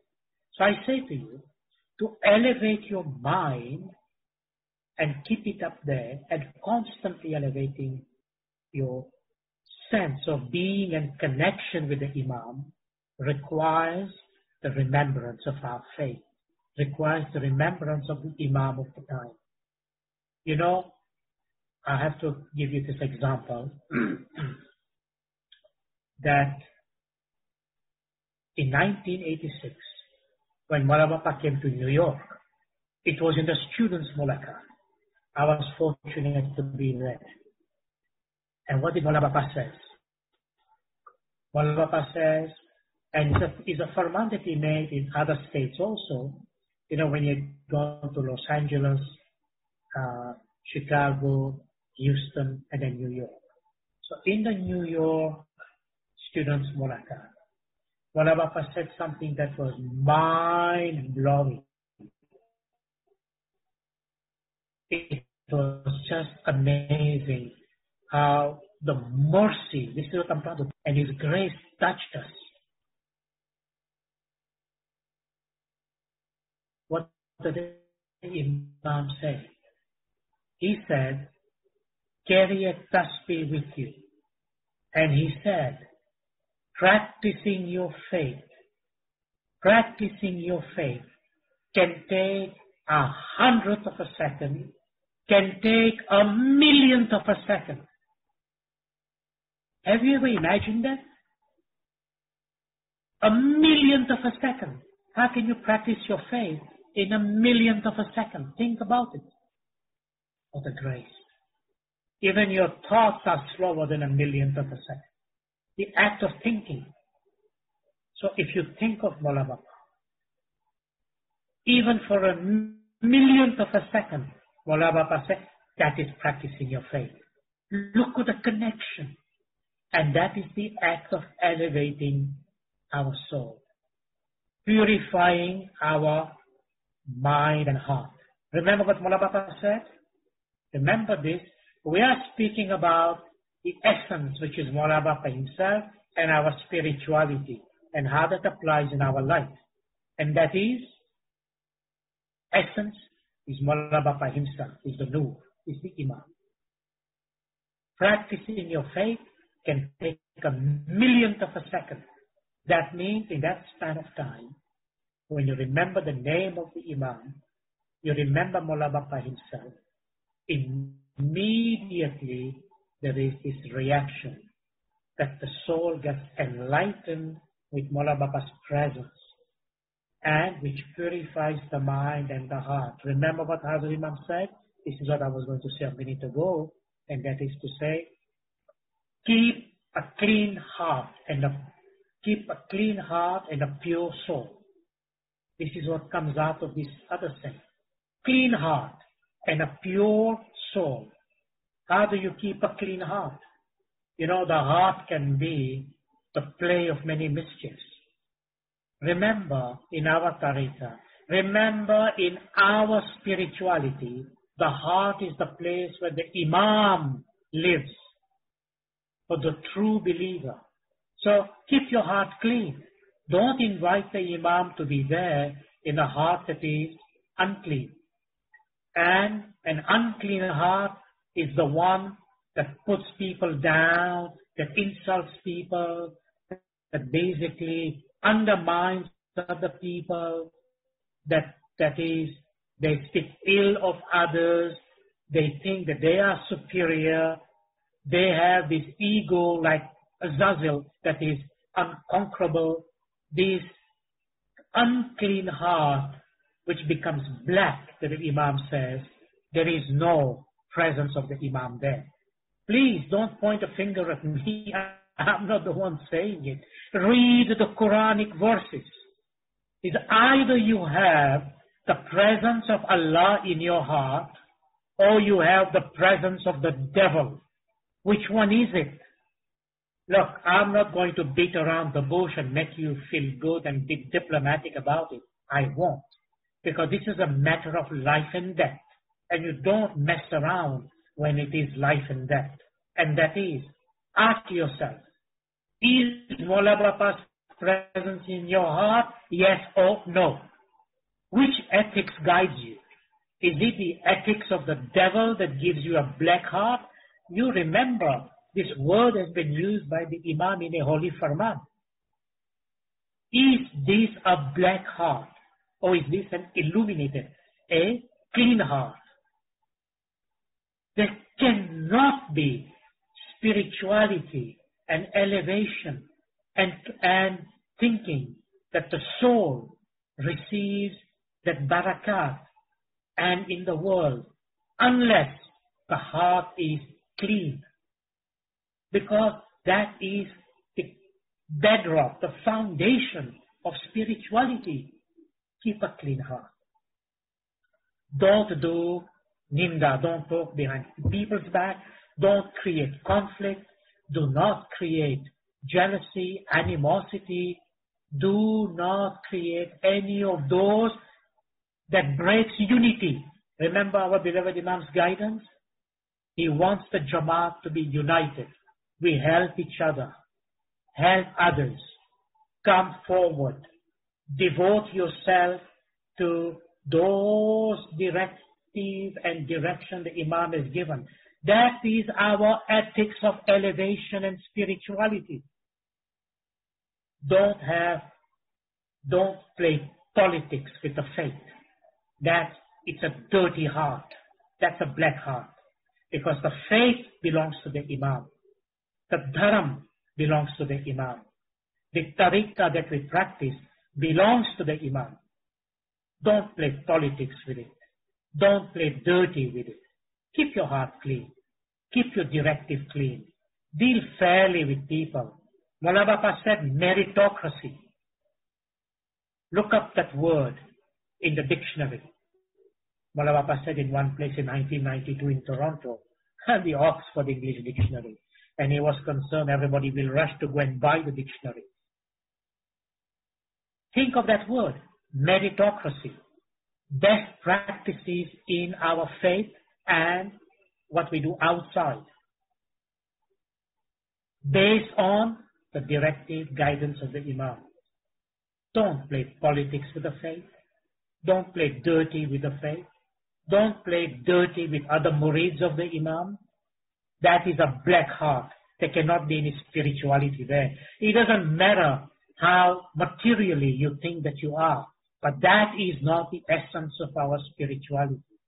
Wherever there is the Imam, there is nur, there is light. The name of the Imam is nur. And if you keep that in the heart, it's a clean heart. Anything else than that, it's not a clean heart. That is our spirituality. I'm being very specific. That is ours. We are not speaking about anybody else's. Now, let me come to some real crux of things. Because two things, I think it's close, almost 2 o'clock. I'll take 10 more minutes or so, and then we'll leave it to the audience to decide if you want to continue a bit more. So let me address this notion of the heart.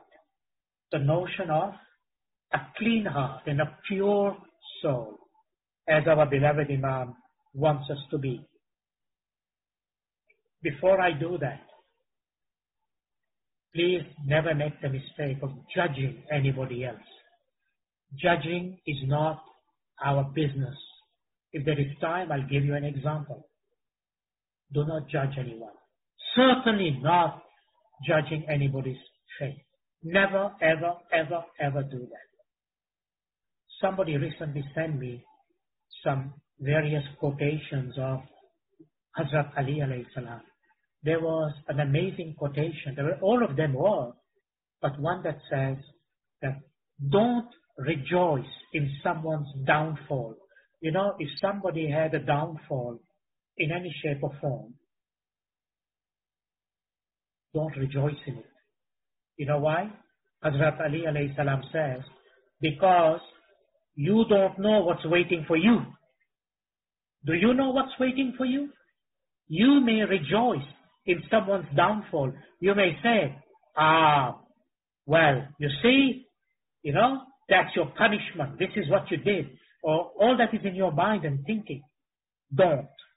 The moment you go into that kind of thinking, you have become the ally of Azazel, the Satan, the devil. Don't do that. Stick to the farmans. Stick to your faith. If you want light in your heart, stick to the name of the Imam of the time. Stick to the Talim of the Imam of the time. Stick to the enlightened path the Imam is showing us. And always ask yourself, is what I am doing in accordance with the farmans of the Imam? Yes or no? This is not a negotiated thing. It's either yes or no. Fortunately, if we say yes, Alhamdulillah, Shukr Mawla, I am in the path of enlightenment, the path that will bring me light and nur, the path of Sirat al-Mustaqim. But if you say no, this is not in accordance with the farman, you are in big trouble. You cannot be a murid when the answer is no. You are somewhere else. This is somebody else's path, but not our path. I'm being very specific because look what I'm about to say. Our beloved Imam, Shah Mustansir Billah alayhi salam, says, if you desire to keep your hearts fresh, very important word, huh? If you desire to keep your hearts fresh and alive with affection and love for the truth, for the haqiqat, if you wish that love for the Imam, for the Lord, Khudawan, should become rooted in your hearts, making you long for the vision, for the didar of the Imam, the didar of your Creator, longing for the didar, this underline the word longing. Longing for the didar then takes your heart away from all that which is not the truth. This is an amazing spiritual revelation about the functioning of the heart and the mind. Can you imagine the impact of this teaching? I wish I had another 2 hours to expand on this, but I'm going to give you just a punchline. So, let's go back to that basics. Do you desire to keep your heart fresh and alive? You know, your heart can be dark, sunk in darkness, and basically solid. The heart is hardened. The heart becomes like a solid rock. Nothing goes inside and nothing comes out. You know, you become a horrible person. When a heart is like that, it's a problem, because many qualities that our faith requires as part of our ethics vanish, they disappear. They are not part of your functioning anymore. If you wish to keep your heart fresh and alive with affection, love for the Imam, if you wish that love for the Imam to become rooted in your heart, making you long, desirous, wanting the didar of Hazar Imam, the didar of your Creator, that's what the Imam says. Longing for didar, then what? Now try to understand this statement, okay? This is some homework that you need to do, but I'll explain to you in my own way. Take your heart away from all that is not the truth. Take your heart away from all that is not the truth. And turn your faces towards the Imam. First, take your heart away from all that is not the truth. Then turn towards Mawla. Turn towards the Imam. Appealing to Mawla as your Shah and your Pir. Appealing to Mawla to guide us, to illuminate us. Appealing to Him so that you can remove all these frivolous and absurd thinking that's basically misguiding you and throwing you away from the path. Appeal to Him. I say to you, understand this from the perspective of the guidance of the Imam of the time. And where will you find that?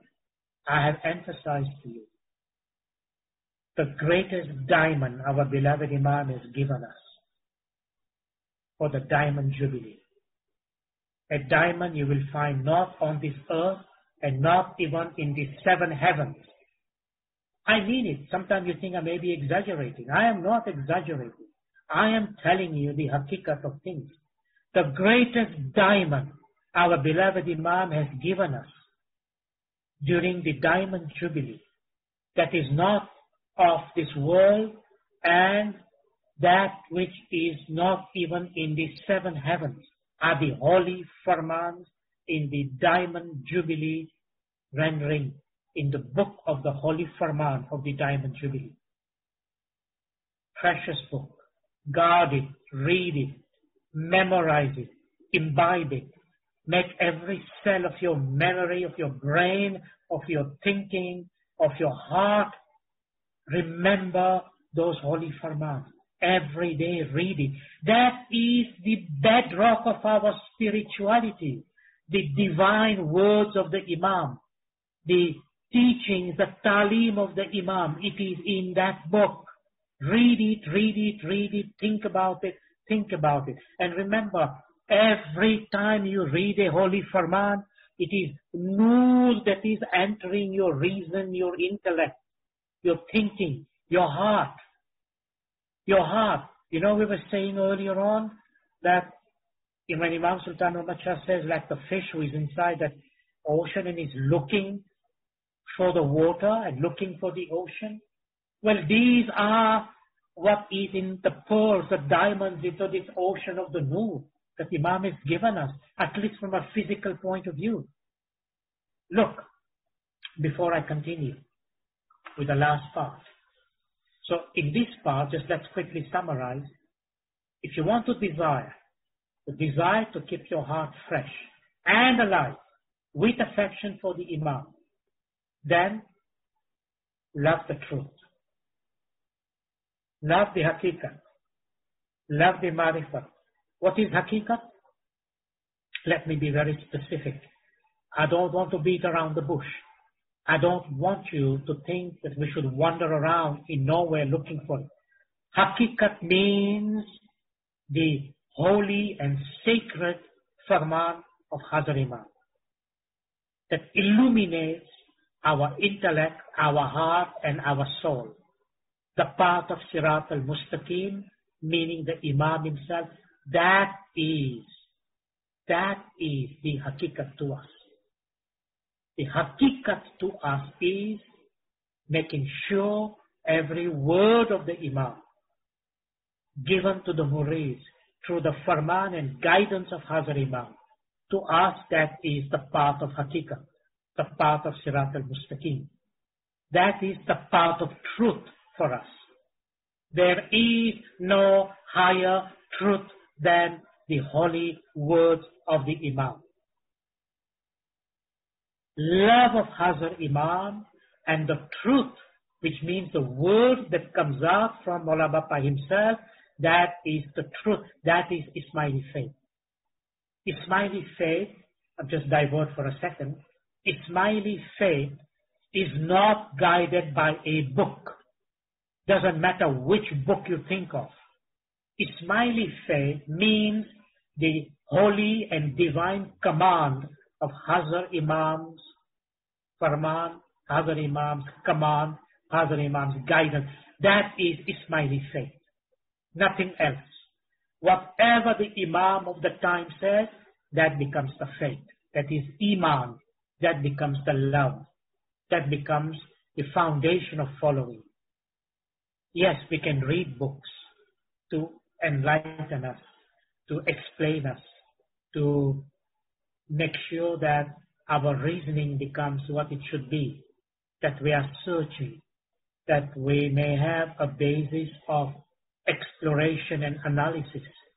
But remember, in the end of the day, whatever the books may say, what counts for the soul, what counts for the soul and our intellect, because remember, in our faith, that intellect is another facet of that faith. That is the farmans of Hazar Imam. Nothing else, nothing to be added, and nothing to be taken out. In the end of the day, it means Maula Bapa himself, the Imam himself is the haqiqat, is the truth. And you know, there is a saying of the Holy Prophet Muhammad sallallahu alaihi wasallam. Do you know what the Holy Prophet said? It is not the Imam who's following the truth. Actually, he used it with the name of Hazrat Ali. It's the same thing, but it is not Ali that follows the truth, the Holy Prophet said. It is the truth that follows Ali. Can you understand that? Can you understand that? It is not the Imam who follows the truth. It is the truth that follows the Imam. It means that if you want to discover the truth, discover the Imam. Discover the Imam if you want to follow the truth. So in this saying, that if you desire to keep your heart fresh and alive with the affection and love of the truth, means discover the truth. Where will you find the truth? You think somebody from the outside will come and tell you, oh, this is the truth. No. The truth is the Imam. The haqiqat is the Imam. But then there is the marifat. And what is can I say this word, the hakikat of that marifat, or the marifat of that hakikat? You know what it is? I've said it. Don't beat around the bush. That is according to the concept of monorealism, monoreality, the concept of Tawheed, understood in its purest form, and that is, there is only one absolute monoreality, absolutely one reality, one monism, and that is the Nur, that is Hazrat Imam himself. Please say Salawat. Allahumma salli ala Muhammadin wa ala. There is nothing beyond that. There is nothing outside of that. And that means that you do not let anyone steal this diamond from you. If you value it, and that is, there is no division. Tawheed means unity, it's one. This is the marifat of our spirituality. Marifat, meaning there is no division, there is no separation, there is no distinction between the Nur of Allah and the Nur of Hazrat Imam, meaning Allah and Mawla are one. Allah and Mawla are one. There is no difference. Search for it if you like. But this is the hakikat of our faith. And when our beloved Imam teaches us and says that take away your heart from all that is not the truth, the first criteria of this saying, of this farman, is to remove everything that is not the truth from the unity of the Imam, the unity of Allah, the Tawheed. Don't let anyone mess around with that. It's a simple equation. 1 equals 1. 1 equals 1. There is only 1. 1 equals 1. And whether you say Allah and Imam, Nur of Allah, Nur of Imam, 1 equals 1. And therefore, understand that there is no other identity beside that. Now, you know, people may understand in different way, you know. If you think you are the same person as it is in a mirror, try scratching a mirror. You will not be the same person anymore. Let a mirror get rusted and you'll wonder, where is my reflection in there? It isn't. Break the mirror. Then what happens? You no longer can see yourself. Now, I'm saying this by way of explanation. That is not the understanding that we derive from how our holy peers have said about the identity of the Imam. Nowhere you will find in our holy tariqah the explanation by the Imam or our holy peers who are responsible for our spiritual teaching to say something like that. That may be well for people who have other means of explanation, but it is not the hakikat of our tariqah. Therefore, you should ensure that you follow the teaching, the explanation for the Imam. Ask people, is this from the Imam? Is this from the Imam? Is this from the Holy Peer? And if it is, then it is. If it is not, then it is not. But you are free to choose whichever path you want. Because I'm not going to mess around with the hakikat and the marifah. It is important to state it.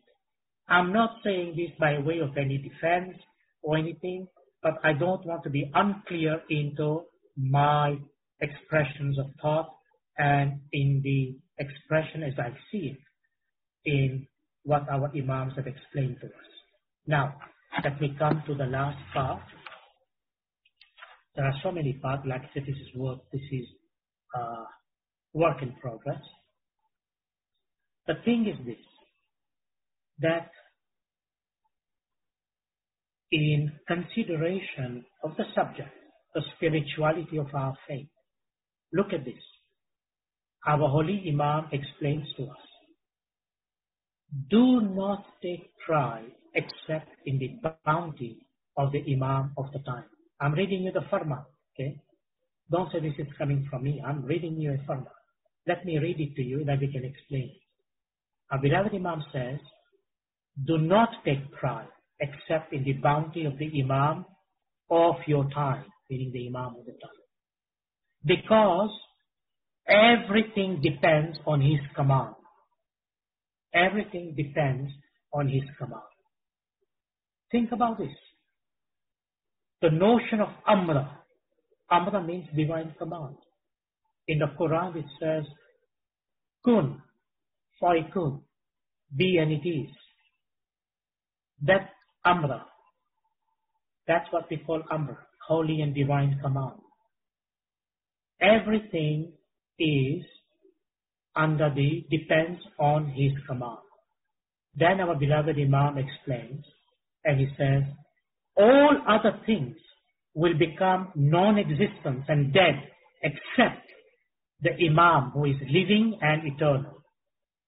This is a farman. People who are not in this understanding, then they are not. They are maybe somewhere else. I repeat, because everything depends on his command, all other things will become non-existent and dead, except the Imam who is living and eternal. Now, let me go to the crux of this paragraph. Look how amazingly our beloved Imam explains this Hakika. He says, therefore it is necessary for you to develop affection for someone who will be with you both in this world and in the hereafter. So our beloved Imam is explaining, develop affection, love, connection, compassion. Establish this link, this bridge. With whom? For someone who will be with you both in this world and the hereafter, and who never disappears, who is nearer to you than anyone, nay, nearer even to your very self. You know, it says in the Holy Quran that Allah is closer to you than your jugular vein. Here the Imam explains, who is nearer to you than anyone, nay, he says, nearer even to your very self, and who is more kind to you than anyone else. Who is that? Imam himself replies, he is the Imam of your time. Therefore, do not be negligent even for a moment with regards to him. Do not be negligent, which means don't neglect him in your thoughts, in your remembrance, in your thinking, in your being. The only path that we have to elevate ourselves intellectually, morally, reasoning, spiritually, from the Atma, from the soul, from any level of your being, is through the constant and continuous remembrance of the name of the Imam in the things that we do, in everything. In fact, our conception of spirituality goes so far as to say that there is not a single moment where the true, according to the Farmans, where the true believer is the one who is always occupied himself with the mention of the Holy Imam, and whose heart is full of love, and whose tongue is busy with the glorification of the Creator. Whether you are eating, sleeping, walking, exercising, conducting your business, developing your intellect, adding light to your reasoning, seeking guidance, living your life in accordance with the Farman and ethics of our faith, the mention and the remembrance of the name of the Imam is a constant function. Constant function. And this is indeed the essence of our spirituality. Remember, essence means Nur of Allah, Nur of Hazar Imam. It means Hazar Imam itself. Essence means this mono-reality. Mono-reality. That is, there is one absolute reality, not true, and not two meaning. It is the manifestation, the living Imam of the time, who is the Nur, who is guiding us, protecting us, who is with us. The last point is the one that I made, but I want to say this by way of conclusion. The name of the Imam is His divine presence in us. And keeping this divine presence, I'm paraphrasing part of a Farman that I wanted to read, but I don't want to take the extra time right now, unless the audience desires to be saying so. But let me say it in paraphrasing.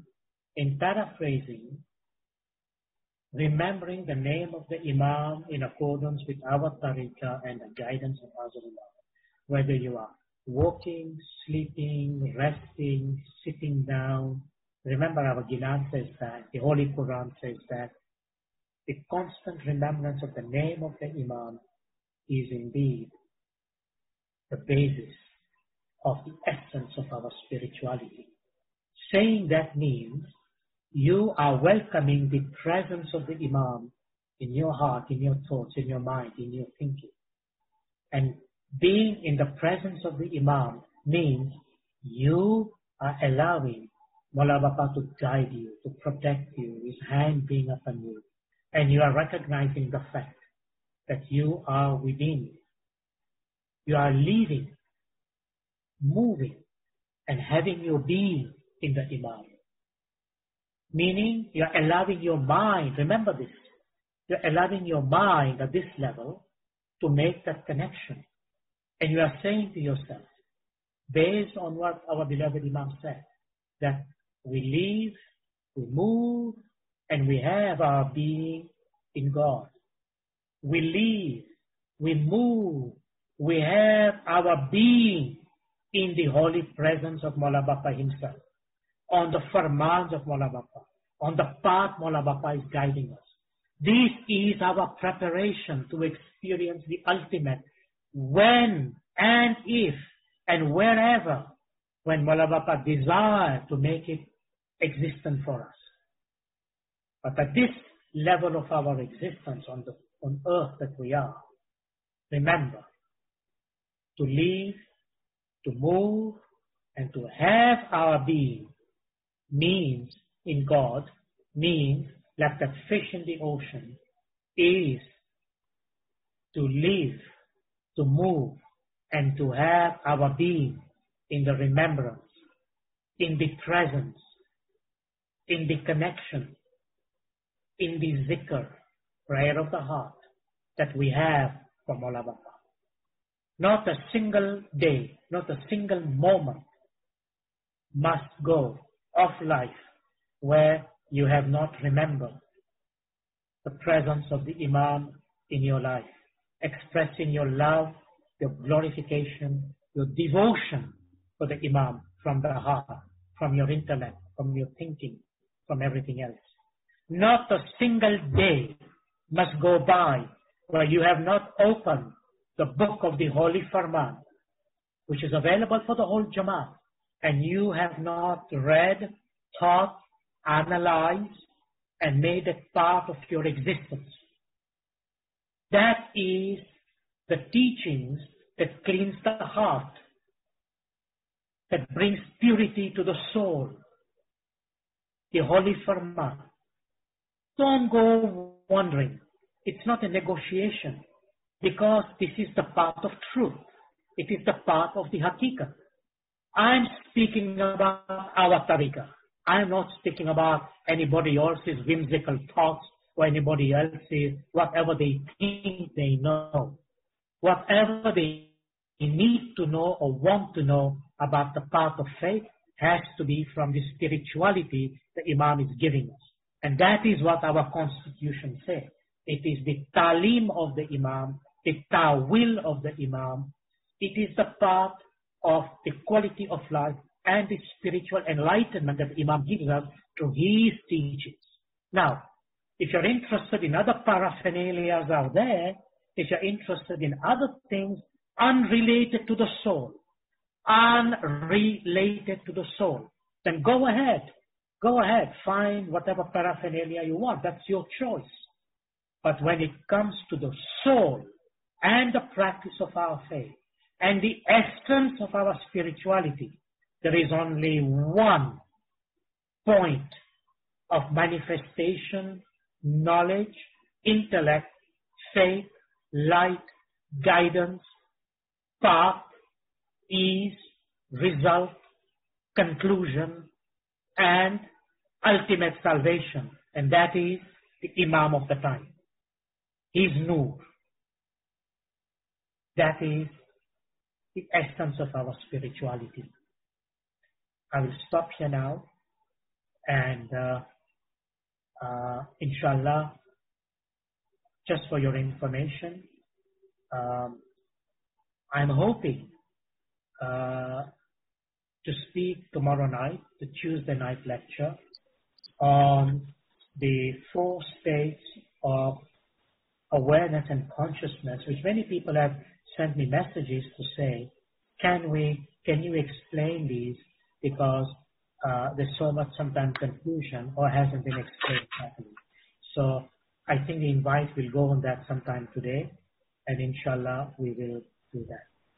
For now, I would like to offer prayers for all of us in the name of the Holy Imam, in humility, in submission, in supplication, in pleading, and